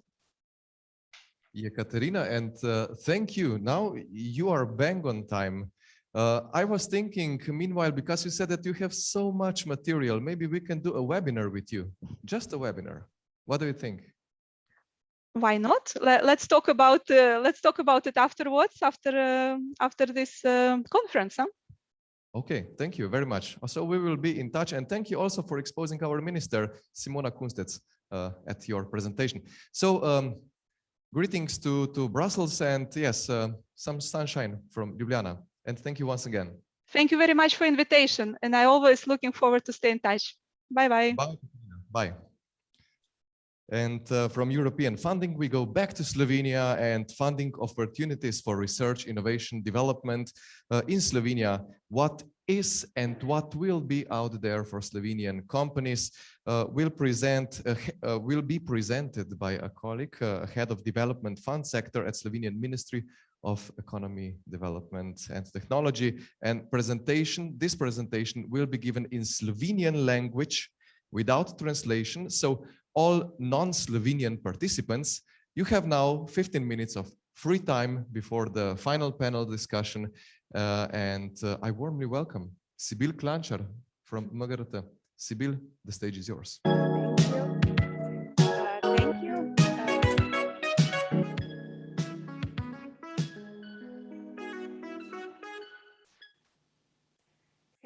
Hello to everyone. First of all, thanks for the introduction. I welcome all the guests who are watching us, listening to us, and I'm very thankful for your excellent hosting for today's event. Now I will switch to Slovenian language. So, no, it's hard to switch sometimes, as we talked about it. Torej, naše Ministrstvo za gospodarski razvoj in tehnologijo, predvsem na področju raziskav in razvoja in inovacij, naslavlja stopnjo tehnološkega razvoja od 6 do 9. Imamo tudi nekaj spodbud za tvegan kapital, torej nižje po tej lestvici, ampak primarno se fokusiramo na tisto, kar je aplikativno in na tisto, kar se dogaja naprej od bazičnih raziskav. Tisto, kar je nižje na lestvici, pokriva drugi resor, to je MIZŠ, mi pa od tukaj naprej, kjer je mogoče večja navezava na gospodarstvo in dejanska implementacija. Kaj bi malce povedala za nazaj? Mi smo v letih od 16 pa do danes za področje raziskav in razvoja in inovacij alocirali skupaj za 440 milijonov evrov spodbud. Govorim predvsem o subvencijah, deloma tudi o posojilih, garancijah, torej povratnih načinih financiranja, predvsem pa o subvencijah. Za raziskave in razvoj smo od tega namenili 256 milijonov evrov, za inovacije v širšem pomenu besede pa za 184 milijonov evrov spodbud. Ta številka se mogoče zdi velika ali pa majhna, relativno je, ne? Jaz jo ocenjujem kot restriktivno povedano, se pravi, skušala sem biti realna pri tem, kaj mi alociramo za raziskave in razvoj in inovacije, ker namreč naše ministrstvo v sodelovanju s partnerji, to je predvsem javna agencija Spirit, Slovenski podjetniški sklad, tudi regionalno razvojni sklad in SID banka, alocira tudi ogromno povratnih načinov financiranja, torej posojil, garancij, tudi nekaj equity-ja, ampak veste, ni vse tisto, kar mi alociramo kot raziskava in razvoj ali pa inovacija, dejansko tisto, kar na terenu se izvede in učinkuje kot tista raziskava oziroma inovacija. Tako da tukaj, ko govorimo o denarju, jaz vedno rečem, ni pomembno samo tisto, koliko mi alociramo gospodarstvu in na terenu, temveč kaj s tem denarjem naredimo, kaj so konkretni učinki, kaj smo s tem denarjem dosegli. Spet, katere vsebine smo mi razpisovali za nazaj, torej od leta 2016 pa do danes. Jaz verjamem, da večina slušateljev naše spodbude precej dobro pozna. Vsako leto mi razpišemo razpis za Eureka projekte, z njimi spodbujamo mednarodno vključevanje, torej mednarodno vključevanje v raziskave in razvoj, mednarodna partnerstva Enako je pri projektih Eurostars, kjer ravno to podpiramo.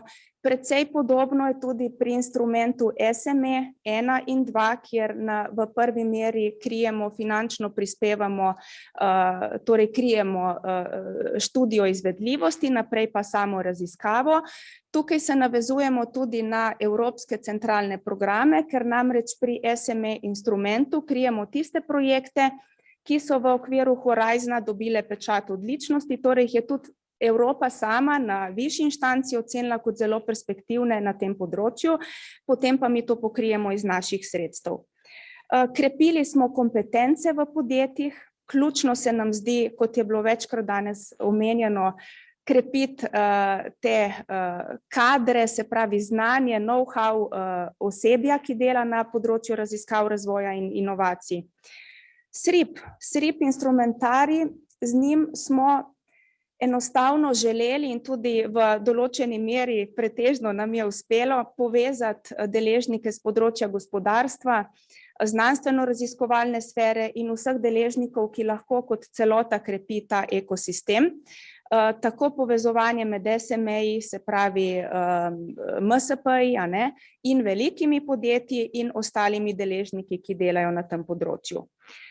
Raziskave, razvoj in inovacije, eden izmed večjih razpisov oziroma dvakrat smo to ponovili v preteklosti, je razpis RRI 1 in RRI 2. Bom sam predstavila, vidim. Skratka, tukaj se fokusiramo na pokrivanje stroška plač v podjetjih, torej za tisti kader, ki šteje za znanstveno-raziskovalni razvojni kader, nekaj malega tudi pavšala oziroma minimalno opreme zraven.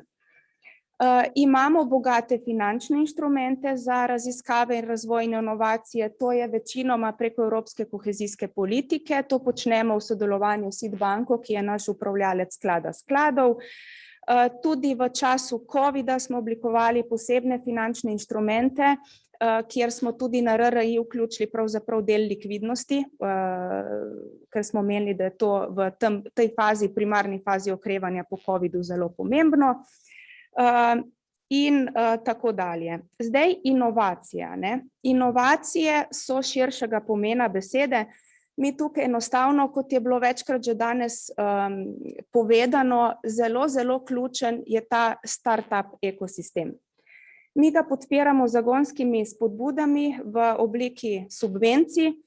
To počne naš Slovenski podjetniški sklad kot naša izvajalska organizacija, ob tem, da nudi zagonskim podjetjem pavšal v višini 54.000 evrov financiranja, jih tudi, skratka, ta podjetja krepi z mentoriranjem, z vsebinsko podporo, s čimer pa enostavno naslavljamo daljšo in večjo možnost za preživetje mladih startupov.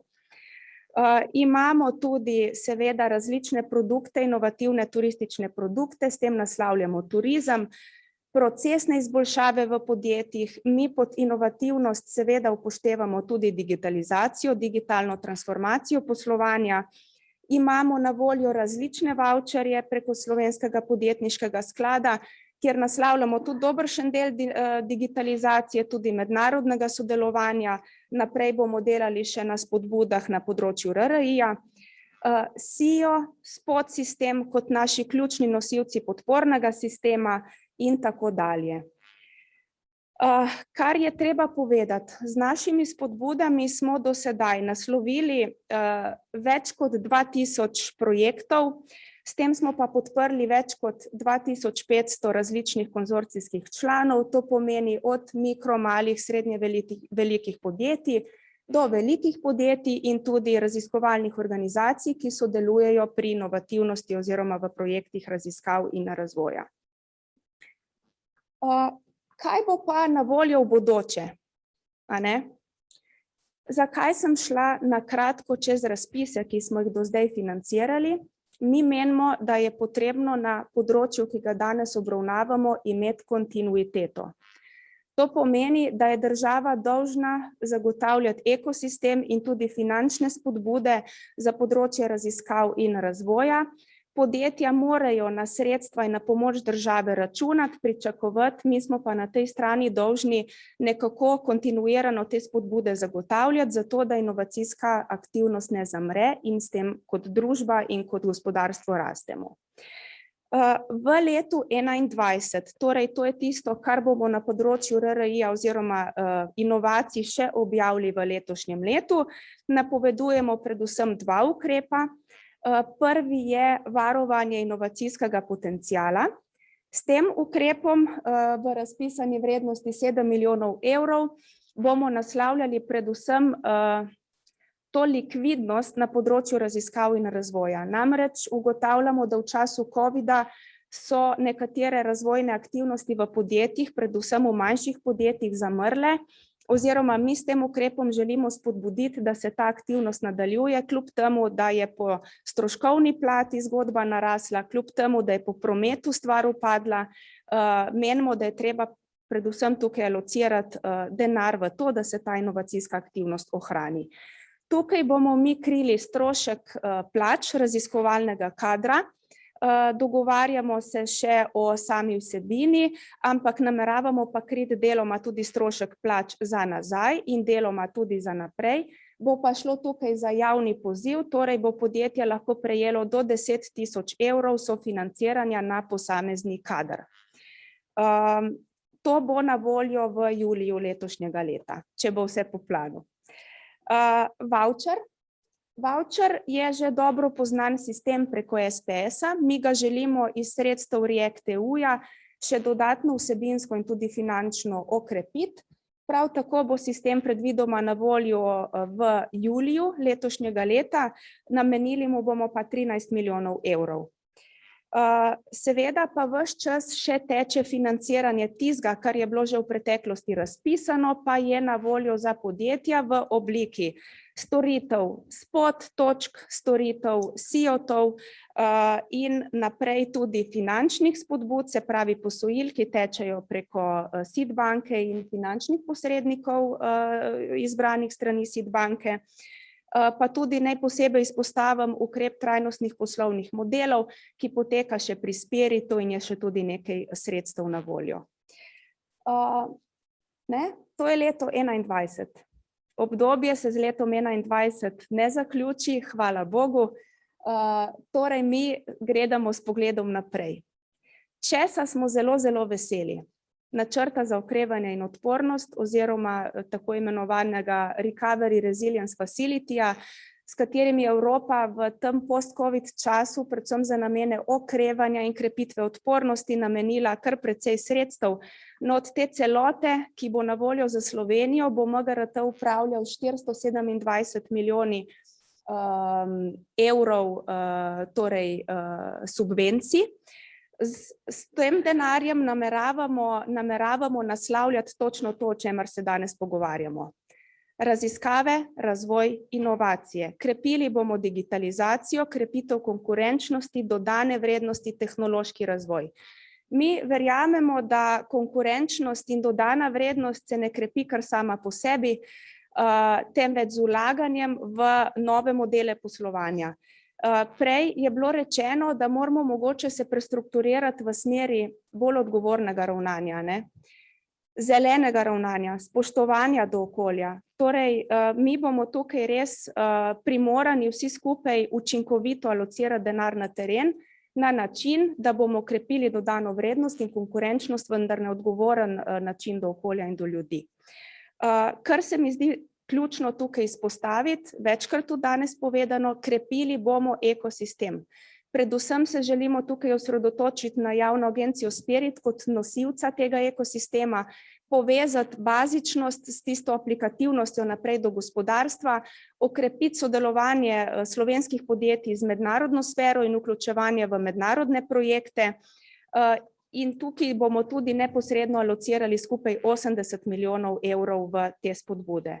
Za naprej je pa tako, da se še programira nova finančna kohezijska ovojnica, v kateri bomo videli še, kaj se izcimi, vendar mi targetiramo, da bi točno to, kar sem prej povedala, kontinuirano razpisovali spodbude za področje RRI-ja in inovacij.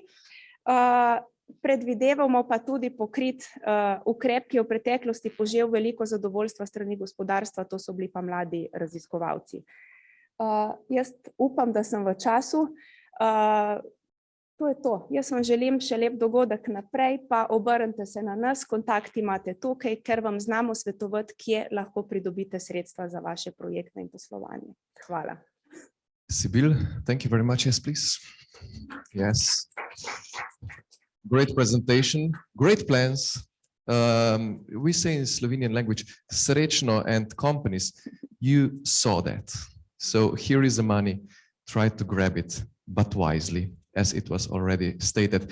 And we will wrap up this conference today with a great panel discussion with 4 innovative Slovenian companies. They all received either 1 or more golden or silver national innovation awards, which are given by Chamber of Commerce and Industry of Slovenia now for almost 25 years. And yes, we will discuss about where are they going to, why are they so innovative, and how are they expanding their business and business models. So it is my pleasure to invite on the stage first lady. Where we have lady? Saša Rihtaršič from Danfoss. Saša, come join us. And the second one, I will invite the biggest one, Matjaž Čemažar from company Domel. The biggest one, I mean like, you know, centimeters. And then I continue with a little bit smaller, Mr. Matej Štefančič from company EFOS. Matej, here, please, here is your seat. And last but not least, we have a colleague from a collector, Tomaž Šuklje. Tomaž, welcome. So you have your microphones. We have 3 of them. 2 of you will just switch them a little bit. If you can turn them around, there is a red button just to turn it on. Maybe Saša, if you can say hello. Is it working? Oh no, it's black one. Sorry, it's black one. Yeah, my mistake. No, still, I will give you a little bit of help. And now it's red light. Hello. Yeah. Yes. Okay. Hello. So Tomaž managed to do that. Okay. Okay. How are you feeling today? Yeah. Starting with me. Yeah. Hello, everyone. So great. Thank you. Yeah. Summer is coming, so it's good. Okay. Fantastic. You, Matej? Strange. It's the first face-to-face meeting for a long time. Yeah. I mean, indeed. outside the company. Indeed. Matjaž? Thank you, Aleš. Yeah, now exciting. It was different sitting over there. Yes, it was definitely. Saša, are you also feeling great? Yeah, I feel honored to be here. It's also my first panel discussion actually since a while. So yeah, I'm looking forward. Great. I will start, Matjaž, with you, the biggest one, let's say. Your company, Domelio... Did you check? No, I didn't check. Maybe you can both stand up. Please stand up, Matjaž and Matej, just to check. Yes, who is bigger? Yes, Matjaž. Matjaž is bigger. So thank you, gentlemen. We covered that. So I will start with the biggest one. Your company, Domel, your CEO of Domel, is totally of Slovenian origin. It dates back to 1946, so quite a long time. And after 75 years of tradition and innovation, you have now, well, you had 1,069 employees with 140 million euros of revenue into 2020. So for this year, you are expecting over 20% higher income, so around 170 million euros, and 12.6 million euros in new investments. You are constantly receiving also innovation awards year after year. How, despite these global economy issues and everything, you're doing fine. What's the magic? Yeah, it's not the magic. It's not the magic. It's a hard work. Oh, nice one. Yeah, thank you for you summarized in a short. Yeah, innovation is the answer. Of course, we need to be proactive. We need to bring new solutions to our customers, and that's the way actually. Producing electromotors, that's our core business. It's so electric motors are not something new on the market, but indeed in the context of electromobility, everything goes now on electric. So this is somehow good opportunity for us, and yeah, this growth in this year is actually resulting of several projects in the past. So it's not from this year or from the last year. So it's really, I can say, hard work, focus on innovation, keeping in mind that knowledge and competences are the main capital we have in the company.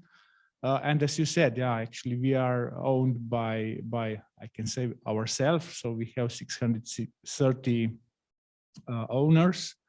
They are coming from our own, so they are employee or ex-employee, and we have maybe different view on how to share the profit to the owners or to the development. So we are really investing a lot. The plan is 12 million, yeah, but now we are in the middle of the year and we won additional projects, so it will be 15 and plus, I can say that now. Okay. Yeah, constantly, constant investments, new product, new equipment for those products, in the new technologies and in productivity. So this is what we need to keep in focus. So to grow on the productivity as well.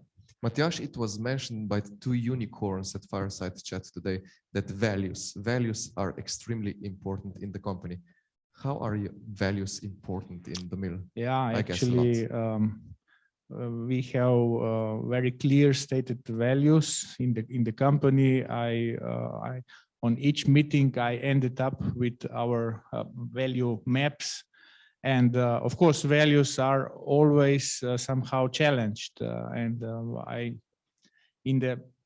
the hard times like this Corona crisis, or if you remember the Železniki from 2007, it was a catastrophic flood. Those values are really coming up on the hard times, and this is something you cannot measure. You can see if you want to see. But of course, we need to be aware. It's not, again, it's not from today to tomorrow. So it's a long, it's a marathon. No? So it's a long road to develop, to grow, and on the end of the day, you need to invest also in the values. Yeah, values are very important. Yeah. Thank you. I will be a gentleman now. Sorry, other two gentlemen. Saša, I will continue with you. You are coming also from the very big company. You are owned by that. What happened now? Okay, it's working. So in Slovenian part of Danfoss, you had nearly 500 employees, right? Yes, and 170 million euros of income last year. Profit of the company was almost 10%. That's very important. You are growing, developing. You're receiving also national innovation awards, two in last couple of years, and you are known by agility and agile approaches. Is agility your magic in Danfoss? Yeah, of course, agility is important, but maybe if I just reflect on what is overall success factors or the most success factors for us, I would maybe then emphasize three, because of course there is usually more of them, and is always hard to distinguish which are the most important ones. But I would say the very important first is more, you know, if you look on the external environment, the mega trends that we are now seeing around us are actually very important. And we are in a way also lucky to be part of these mega trends with our business. If I can emphasize three of them. One is CO2 reduction, of course, this green recovery that we all know. Then is urbanization. We are in district energy. We are supplying solution for optimization of district energy. And the third one, digitalization. So we are, you know, we can say lucky to be on the good hotspot. But the fact that the market is growing and is interesting is also, of course, attracting a lot of investors, and a lot of competitors are being there. So the second reason for success is, I would then point out, a strong value proposition. In our case, we started as a component provider, and we then during the years actually did a vertical integration, which meant that we were able to provide a solution to our partners, to our customers. And then in the third step, we are actually offering also digital solutions, so services. So these digital solutions, or this phase where we are now, is for us not something where we make the core of the business, but is for us a door opener and a big differentiator to other competitors. So like to wrap up, component, solution, and then digital services. This is somehow the evolution that we are pursuing in our value proposition. And by that, we are then opening the doors to, and maybe you can say also closing the doors for some of our competitors. And the third one, of course, is people, talents, culture. I can say that when the IMP was bought by Danfoss like 25 years ago plus. We were, of course, a Slovenian company that was targeted primarily to the ex-Yugoslav market. We lost a lot of it. So when we came to this big corporation called Danfoss, this is a Danish company, we actually, you know, I can say we were always since beginning recognized as a very proud and innovative partner in this big conglomerate. And we somehow always were proud of this, that we are very innovative, that we are very efficient, that we are very goal ambitious and goal oriented. So we somehow kept this authenticity, so to say, but during the years we were also able to accept the different, let's say, corporate or maybe Scandinavian values into our culture. So this inclusion of the external values that we saw or that we accepted from, let's say, Scandinavian / corporate value, and still being proud of our own values was somehow also leading to the success. Sasha, is it hard to shift the business model from products to services? Yeah, of course. It's of course, I would say a very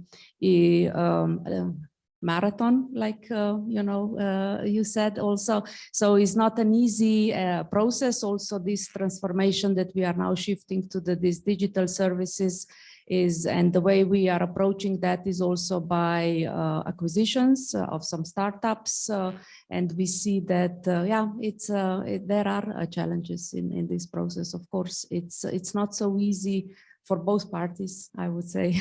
Startups, very interesting. We will discuss about startups a little bit later. We have a startup here.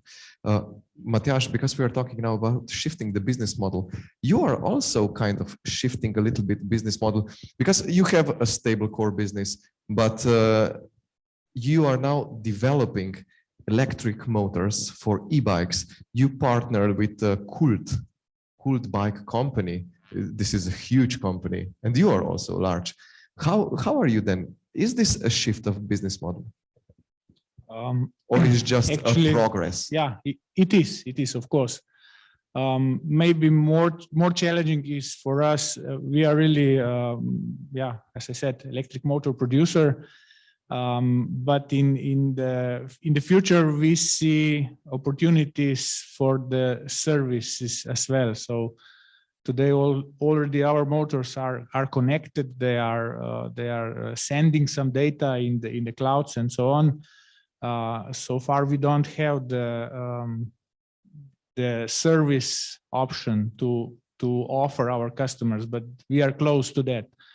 And yeah, e-bikes are similar. So it's not only the bikes like it was in the past. So the end customers, they are interested now in much more than just using the bike. So they would like to know how much energy they spend, what are their heart rate, and so on. So it's much more in front of us, and yeah, challenging. The business model is challenged, yeah, of course, and we are looking forward to do this step. And you are also collaborating with startups, and yes, we will touch a little bit later also, because this is a very important topic. Also, a colleague from European Commission, Isidro Laso, mentioned that. Yeah, Matej, your company, EFOS, actually grew from startup. You are not a startup anymore. Your journey started in 2007, if I am not mistaken. Last year, you had 23 employees at the end of the year. Is this correct? This is in statistics, but at the website you have 30 of them. Yeah. That's. I mean, we grow mainly outside Slovenia recently. Okay. So I think at the moment it's around 34, something like that. Okay, even 34. And you are developing a high-end monitoring and animal identification and movement systems. So your most innovative and with artificial intelligence backed up solution, it is TrapView. And TrapView forecasts future past situation. So if we go to the tomato field, your TrapView will say, okay, so now we have these insects, and in 3 days you need to do something because in 10 days this will be a huge catastrophe. Is this a good plastic presentation? Okay, so and today you are in more than 40 countries around the world, and this project TrapView started in 2016. We know each other from 2016. We met in Brussels because of Horizon 2020 project. How important can you say is European funding for your company? Is it supportive? Did this funding accelerated your business? Yeah, of course it is. I mean, if I look back, you know, for us, as you mentioned, we started with animal traceability, and we still do that. That's still one pillar of our business. However, around 2010, we started to think, you know, what can we do about that? How can we not be bound only to one part of the business? And that's where we moved from bigger animals like cattle and small ruminants into insects. And part of it was also, so we always start with what do we want to achieve, and the next step is how can we get some help with that? And if I look, you know, historically, we started with before quite a few different instruments were listed. We started with transition of a researcher into the business. Then we had a interdisciplinary project where, because at that time no one did an automated trap, no one had a clue about that. We always knew that whatever we are doing, it has to be at least 25% better than the best solution on the market that exists. But sometimes you run into, you know, that the solution doesn't exist yet. So that was the interdisciplinary project. Then we got the first investment from the Slovenian venture capital. In total, I think 1.4 million. So far, we raised over 6.5. But you know, at some point, you have to go abroad. Yeah, definitely, this SME Phase 2 project was a big push for two reasons. It allowed us to do big things, and the second thing, you're also still independent. you can always do some big things with big partners, but then you're not necessarily independent. So that was really important, and part of it was then also recognition within, I don't know, food bites from Rabobank, and then getting first investors from Netherlands, and last year we got investment also from Kubota, a major tractor producer. And it all comes down to what you mentioned before, that there is this transition in the business model, that selling products is good, but if you can engage with the customer on a, I don't know, weekly, daily, monthly, yearly basis, and sell the service, a bundle of that, that's even better. And sometimes when the Green Deal was announced, I thought to myself, okay, someone just looked what we are doing. We are incorporating or making this sustainability transition in the agriculture with the help of digital. So it was really something that really fits into the major trends that are happening in our business. And yeah, of course, since you got investment, you are expanding, we are growing, of course, as well. But what we are now seeing is this, that the major breakthrough, the major change in terms of, we don't have to demonstrate anymore why this is good, but we can demonstrate to the growers, together, of course, with some partners, this is how we will solve your problem.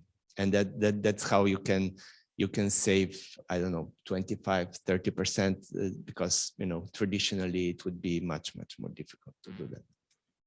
What would you say? Are you expanding too quickly, or are you expanding? Not yet. Not yet. Okay, not yet. Okay. No, not yet. But yeah, we do. Also maybe considering the rest of the panelists, we are not a production company. We are a research and especially development company. Our core business is software. Yes, in agriculture. Yes, it includes hardware. Yes, it includes a lot of interdisciplinary knowledge, because at the end you still have to be efficient in catching the pest insects, and after that you can do something with that data. And yet we realized this year that, that the meltdown on the supply chain really influences a lot, because all of the sudden, I don't know, this year it's about 3 times more devices that we're producing compared to the previous years. Next year it's again almost 7 times more. So yeah, it's a combination of different things. I don't think we are expanding too fast. But we do have to really redefine the company in terms of how we are able to produce with external partners, and how we are able to introduce the solution into the market. Because all of a sudden, even if you think about installation and you need to help with that and so on, all of a sudden that means that maybe in some country you need, I don't know, 50 people just to do that, and you can't do it on your own. Matej, because you received some venture capital, are you still 100% owned by yourself, or what's the percentage of the share that you gave away? No, of course not. I mean, that's also part of decision-making process. At some point you have to make a decision whether you want to be the owner of the company, or you want that company to grow. And especially when you're doing something like what we are doing, because it requires a lot of investment before you get it back. No, of course not. The founders have a minority share at the moment, but yeah, the company is growing, so that's what matters, right? Very, very good thoughts and words. Tomasz, you have kind of, it is not similar story, but you are a startup coming from the story with a very big company, Collector. True. Yeah, it's true. Yeah, it's so. Actually, you started in what, 2018, right? It's good 3 years, yeah. Yeah, 3 years. And you have a product, Collector Leap. It is called, it's production guiding with AI. And as I said, yes, you are related to Collector. This is what Isidro Laso was talking about today. So combination of corporation and startup. Can you share a story? How successful it is? How did it start? What are fails, issues? Okay, thank you. Thank you for your question. So to start, so how the company was established, actually, so the core team comes from Institute of Josef Stefan. So also the knowledge and technology comes from that environment. And that, of course, in the past was also subsidized by Horizon 2020 projects and so on to develop the core technology.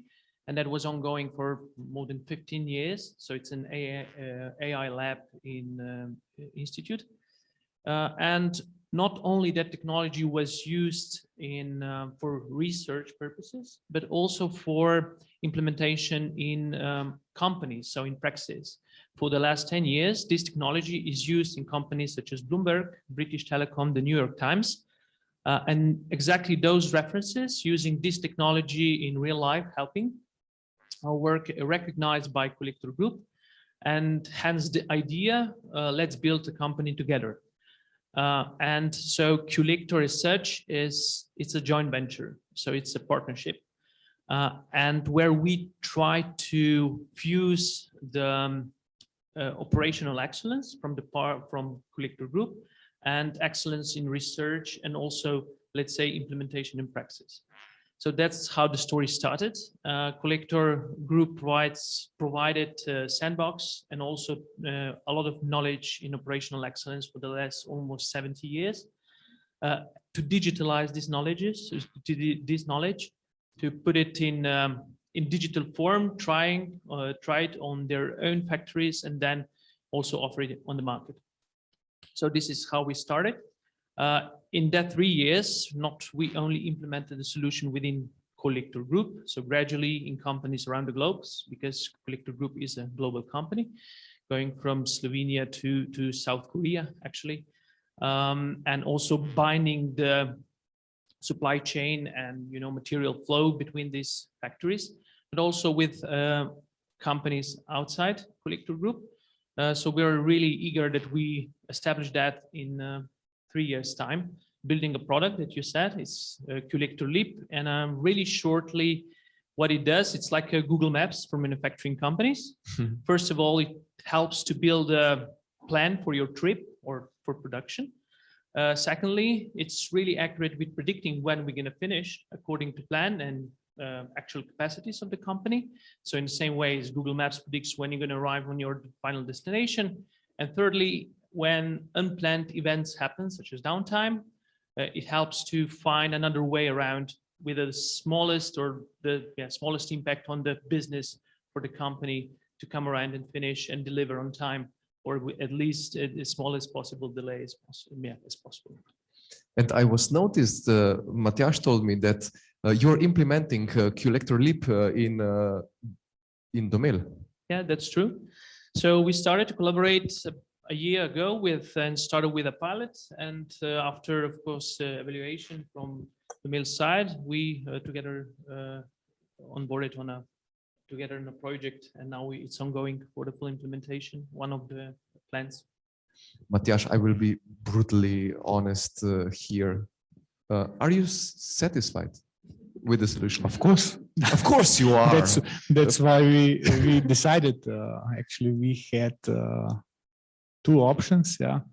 So that was not the first choice on the beginning, but they did it great job. They convinced not me, but my colleagues in production, and that's the most important. So I'm looking forward. Okay. The fantastic. productivity is again the final result I'm expecting, and I think that we are on the good way together with. Yeah. Great. This seems really great. I promised that I will come back to you two regarding the startups. So you have experiences working with startups. as corporations. Can you share these experiences? Is it hard? We tried with the program called CorpoStart, you both know it. And we saw that there are many issues that raise from connecting corporation and startup on the other side. Can you share these experiences? How hard it is? We have a couple of them, and I would say that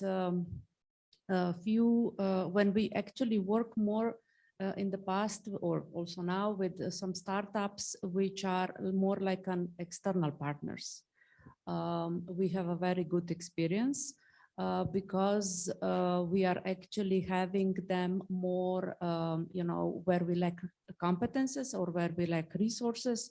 Then we are actually, very good combination because they can scale up faster, and then they are also experts in certain areas where we are not, especially in the digital side, we see this.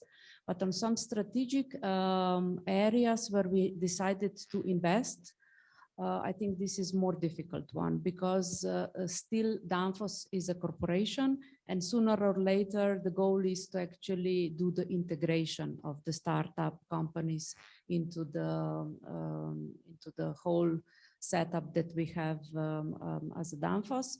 And here I think we have challenges on both sides to both understand the culture of the startup and also from the startup to understand the culture of the, I think these cultural somehow differences are key. I think it's, is a key, but is the most difficult to somehow, combine. And I think the way for, how to solve it is simply to show the respect for both, so it has to be on the both sides. On the advantages, and also I think I very much liked is you had a vision, you want to grow, so I think it's very important that as a startup you also have a vision, that you will grow, and this vision is very important, and that because of this vision is probably also easier to change. And I think it's these cultural differences and lack of maybe vision maybe sometimes can contribute to this longer process of the integration of the two models. Matjaž, I will come back to you, but Tomasz was smiling here. Do you understand the culture of corporation? Yeah, it's true. I can confirm from another seat, literally. So it's true. So how we understand startups, the open innovation. So, but I also concur completely what Matej said. So you have to decide either to be an owner or to grow. So it's that simple. At some point you have to let go your baby, right? So it's same as having a child and seeing him, he's 14 and he starts to saying things back and he has a point, right? He has to go eventually. And it's same here, right? So I think that with the open innovation, the main point is to throw the company or the group outside of this corporation and infrastructure that can in some ways limit the innovation. So how we understand innovation is not just a couple or a group of engineers that like to hack and do stuff and then play football, in the meantime, but it's all about putting these guys on the market and try to find how can they map the technology on solving a problem. And I think in Slovenian space, it's still quite on that engineering side, understanding the open innovation, not so much on the business side. And it's crucial for the startup to be able to sell. That's it. So it has to be on the market. It has to know how to sell, and they have to do it by themselves, and they have to start to scale up, and then they're using the infrastructure of the corporation slowly and gradually, whether they're finding a mutual new partner that can be maybe better fit if it's a digital product, or they can just integrate. So, but I think in manufacturing, it takes more than 7 years for a startup to start and to start to scale up individually by itself, but slowly relying on a corporation's infrastructure. Matjaž, do you understand the culture of startup? Do you play hand football in Domel? Yeah, you do. We do. No, not not directly as what is not directly? Either you play it or not. we play the game now. Yeah, actually, we have now we have now the second generation of let me say Start Young Academy. Start Young meaning in Domel that we invite our students. So we have 100 students, and we invite them with the ideas, and we offer them the environment to do the startup first experience. No? And I'm really happy. The first season there were 2 projects, let me say projects. Now we have 4 projects. One is now in the 2nd grade, and it's really good basement for a startup.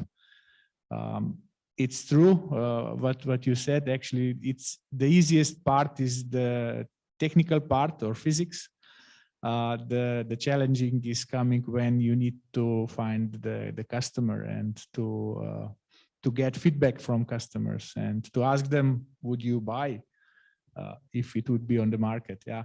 So that's the way we are doing now, and that's the meaning of the hand football. Yeah, we are playing. On the other side, we recently support 2 colleagues, 2 employees from Domel. They it's a kind of spin-off, no? But yeah. It's different, maybe different views on the business. At the end of the day, when someone needs to get 1 million or 500,000, then you need the support. And we came from the startup idea back to the 50-50 approach. So we invested and the colleagues invested, and we are now on the beginning of the new story. How do you look at these 2 spin-offs? Do you feel like a father to those 2?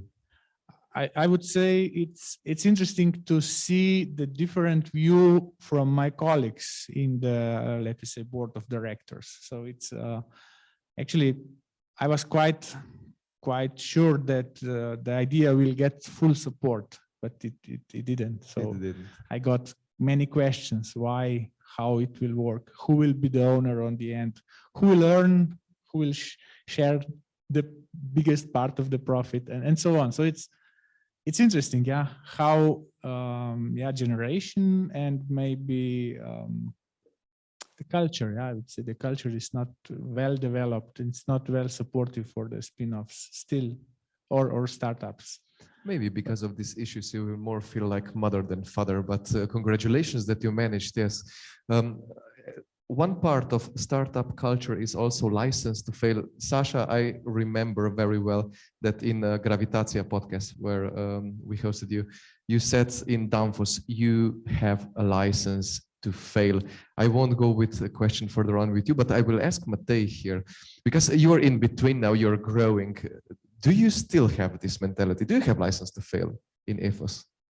You know, license to fail. You understand what I mean. Absolutely. Maybe to come back to this, you know, and I'll come back to the license to fail, but regarding, you know, the baby and letting the baby go and so on, I believe the biggest challenge is not, okay, of course, at first you have to understand you're not alone, you know, but that comes, in my opinion, at the same time when you realize you can't do everything, you know, and the first time you start to delegate, then it's a joint baby, right? But I believe that it's the same process also going with every major client. You know, what you have to show is that it's our joint baby, you know, that we are all responsible for the success. Because quite often we work quite a lot with big companies with very different culture behind it. But at the end, you know, it has to be something that everyone believes in. And at the end, especially for big companies, it has to show what will be the, you know, what will be the benefit for it. And as long as you are in some sort of, let's say, marketing budget or something like that, you're basically failing until you realize, until they realize how they can make money out of it, and they do it together with you. So and clearly, yeah, I mean, license to fail with everything, basically, you know. I really,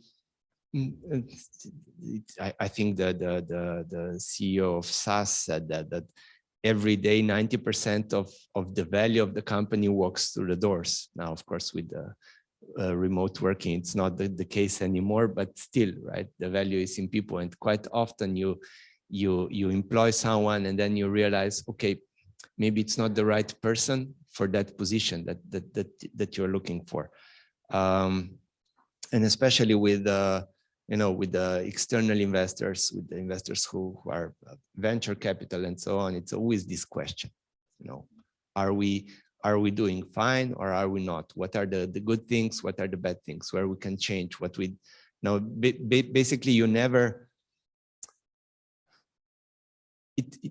I don't think you ever play really safe. You always play for, okay, I need to do this and this in order to succeed. Although I know that probably I could save money and live for 5 years without any problems with what I have at the moment, but I don't have the time for that. And we've made also that kind of mistake, right? That at some point you say, okay, let's play it safe, but you can't succeed with that. The moment you start with that kind of thinking, you're already failing, I believe, because if it's the same with the big companies. For them, if they say, okay, we will allocate not so much money, but maybe, I don't know, a few 100,000 or something like that, that's basically they're playing it safe. They will not give the importance of that project that it requires in order to succeed, and basically it's failing at that stage. So I think it's something that you do on a daily basis. I am impressed by your honesty, Matej, really. Yeah, that will kill me sometime. Oh, sorry. No, it won't kill you. It won't kill you. Honesty never kills people. I strongly believe in this. Even though I said, Saša, that I won't ask you this, I'm coming back to you. License to fail. What does this mean in Danfoss, license to fail? How much can someone fail in Danfoss? Yeah, can she really fail? Yeah, I think, this sentence that I told you last time on this podcast was, maybe we should also not take it literally, right? So I think... No, don't swallow it now. Yeah, don't swallow it now. No, I'm backing up a bit. No, seriously. What I meant is maybe with this license to fail and in general failing, I think when we are talking about failing, on the other side of the coin, when we say failing, is also having courage, having empowered, empower people to, to take their own decision, to make their own judgments, to take responsibility. And then it's also part connected to being there on the market on time. Because I think we are coming from maybe the culture, also from the schools that we were taught that it's a bad thing to, let's say, make a mistake, or sometimes when a product is on the market, there will come a claim. So we really tend to over-engineer our products to really be safe, that they will never fail. Mm-hmm. So in this sense, I mean, it's good, or sometimes maybe we should not only focus on this, that, prevent failure, because on the other side is also being innovative. So this is the part. And then on this making mistakes, I think mistakes or learnings in the beginning of the project are actually encouraged. So this, that, my own idea is not something that, necessarily works with customer. And it's not my baby who actually needs to be sold, but it's actually the needs from the customer that needs to be taken into consideration. So to let go of your idea. So this is not a failure if your own idea is not a success. So this in the first phase of the project is very important, but failure in the second phase of the project, when we are really close to release the product, is more costly and more, I would say, yeah, that's why I'm backing up a bit also, you know, and adding this. Okay, yeah. So you have a failure license to fail in the first stage, not in the second. Okay, good enough.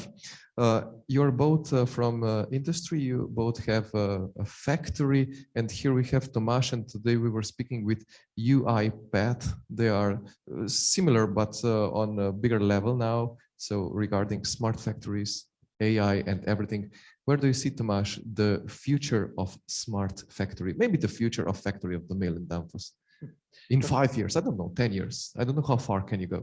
Yeah, thank you. So on that note, since we were talking about people, I would say that factories are already smart because of the people.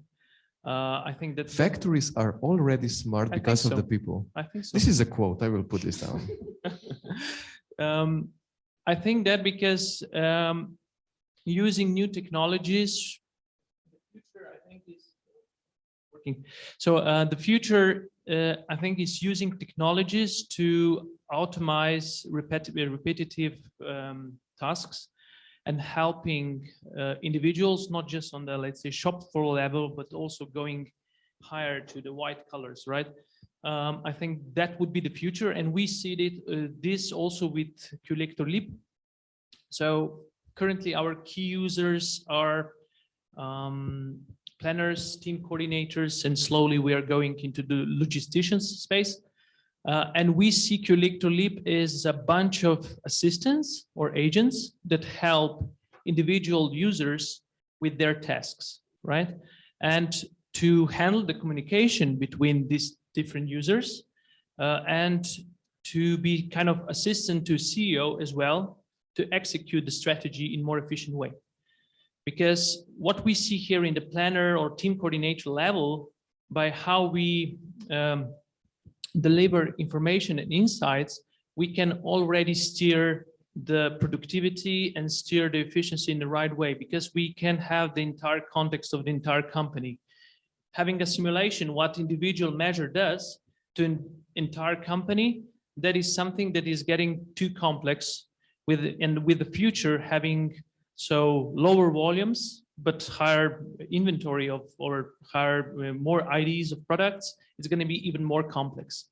And all the companies that want to grow, they want to have more complex products because they can catch more value in that sense. So I think that is the future. So having a team of agents helping individual users with their focus, like to help them to prioritize work, to have insights that are focused on the same strategy, like lowering the inventory levels or adding value per employee in the company, and helping CEO to actually have this strategy carried out faster and more efficient. Great, thank you, Tomasz, and also thank you for this quote. And because I'm talking about quotes, I have a quote here. Also, I prepared one quote. I just found it in last few days, and I decided I will give it to the most honest person here. So, Matej, I go here with you. And we talk about failure and license to fail and everything. And here is a quote. This quote was given by, it is not known, it is Lazarus Lake. This is an organizer of a brutally heavy ultra running marathon. These are a few marathons, one behind another. And the quote is like this: "The success is not the absence of failure, it is the refusal of surrender." I think it's the same thing I mentioned earlier, isn't it? Yes. Right? Indeed. But you didn't tell me the quote earlier. No, I didn't tell you the quote. Yeah, I really believe in that, that also in terms of how to move forward and so on. For us, it's very clear, that we are not succeeding until most people eat better food that was grown with the help of traffic. how we do it. There are, of course, different ways. And obviously you have to adjust to different crops, different countries, different partners, all these kind of things. But if you don't have that goal, you know, at the end, what you want to achieve, you know, and it's not how much the company grows, it's not how much profit we make or revenue or something like that, then you are somehow lost, right? Yeah, I believe that's very much in the same way as I mentioned earlier. You know, you can either play it safe, not saying now, you know, to play a roulette or something like that. If we would be that good, then probably everyone would rather play lotto or something like that. But I mean, you have to really put all your efforts in order to succeed on a bigger scale, you know, because also, yeah, we are now what, a bit more over 30 people. Typically, we're talking with companies who have thousands of people, right? And completely different organization and so on. For them, a small project is a peanut, and usually they have limited resources, and there might be, I don't know, 50 projects at the same time that they need to allocate those resources to, and you have to make, you know, a lot of effort that it's your project, that they see the value in it, and that they see the value in terms of, okay, now we will dedicate this, we will start all this big machinery, you know, with that country, with another country, do this, do that. And you typically don't do it if it's not fully aligned with what they want to achieve in the first place, and understanding that they are dealing with the best solution in the market to achieve that. So, yeah. Fantastic. I'm really happy that we are recording today this discussion, because there are so many clever and smart words coming out of all of you.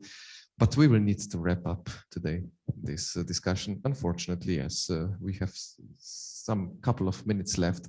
And I will put you in the common issue challenge.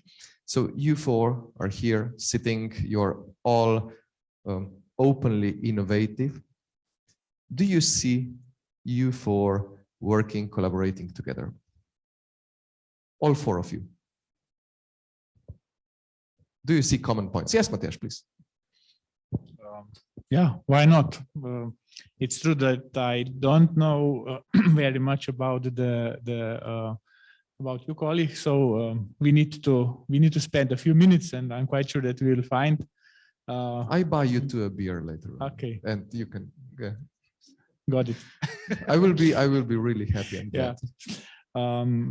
As I said before, yeah, with Collector, we already started. It was you heard why we decided for this solution. It was everything said before, and yeah, even with Danfoss, we are connected more with Danish colleagues, but nevertheless,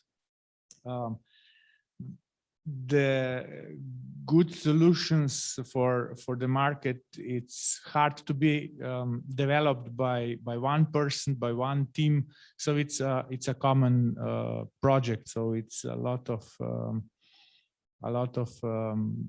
actually in Slovenia, even in Slovenia, we have a lot of knowledge, and we need to connect it together to bring the solution on higher level in the value chain. So it's for sure an opportunity for us. And open innovation is challenging. What I would add to the discussion is actually trust. So it's always, trust is always challenging when a small partner is offering something to a big one. And commitment. No? If some, I would say, big one decided for doing something, it must be committed to support the small project in a big room. Otherwise, yeah, it's a wasting of time. So trust and commitment. Okay, thank you, Saša. Yeah. to maybe add on top of what you already said, I think for sure I see the potential of the future cooperation between us companies here sitting today, but maybe not necessarily only in terms of making some projects together where we are at the end ending up with some financial transactions. I think more on this level that we try to share experiences and competences that we have internally, because what we see is that sometimes we like to start from scratch when we are doing innovations, learning, accepting new models, but our colleagues nearby have done that several times, many times, and I think this is also the speed in innovation that we all can borrow from or learn from. Thank you. Matej, Tomasz. Yeah, I think what we very often neglect is how small Slovenia is, and how often we like what you just said, how often there are things that someone already done or is doing or something like that can be used, even if it is only in a sense of experience. And I think it's always easier to find something that is close by, stop by, understand the mentality behind it, and use that if you need, of course. Then start searching on the net and looking whether you can get something from China or from wherever. I think that's where the biggest opportunities are. On quite a few occasions, it turned out, like what Alice said, we met on a beer, basically. when it was an event around SME Phase 2 project. But yeah, it develops out of it, right? At the end, it's all about people, and then of course you do something else, and so on. And I think we should much more use that opportunity than we are. Actually, I completely agree, because you used all my answers, or you just pointed out the main points here. So I would concur completely on the trust side. So if we have startups with agility on one side and be really, let's say, also maybe from other side around as well, what can startup learn from corporation, right? We haven't covered that. So working in manufacturing as a startup, there are not a lot of startups in manufacturing. That's first, right? Let's clear that up. It takes time. It takes persistence to build the trust, as we discussed. And also, but on the other side, it's really rewarding for startup, because manufacturing companies are really focused on productivity. They're focused on operational excellence. And that really helps startup to narrow down what they have to do, that someone's gonna be able or want to pay for that solution. Because there is in manufacturing, nobody's gonna pay for anything if it doesn't work or it solves a problem. So if that means if you have a couple of customers that are willing to pay as a startup, it means that you're on a good road that you can scale up this. So that would be from my side, kind of wrap up. Yeah. Tomasz, thank you. Thank you, lady. Thank you, gentlemen. You were fantastic guests. I wrote down a few words. Here are. You outlined enlightened hard work, innovation, values, megatrends, strong value proposition, people, talent, culture, trust, commitment, product to service. And then either you want to own the company or grow in the company. And then from Tomasz, factories are already smart because of the people. And at the end is all about people. So this would be the wrap up. And here I have another, it is not the quote, it is a part of Pink Floyd song. They're singing, "Together we stand, divided we fall." And that will be everything for today. Thank you all for joining this conference, you here in the hall and you online, you who stayed until the end here at the Chamber of Commerce and Industry. Here we have something to eat outside, so you are welcome to join further on. And you online, take care, play safe, have a nice holiday, and have a nice Thursday. Bye, and yes, bye.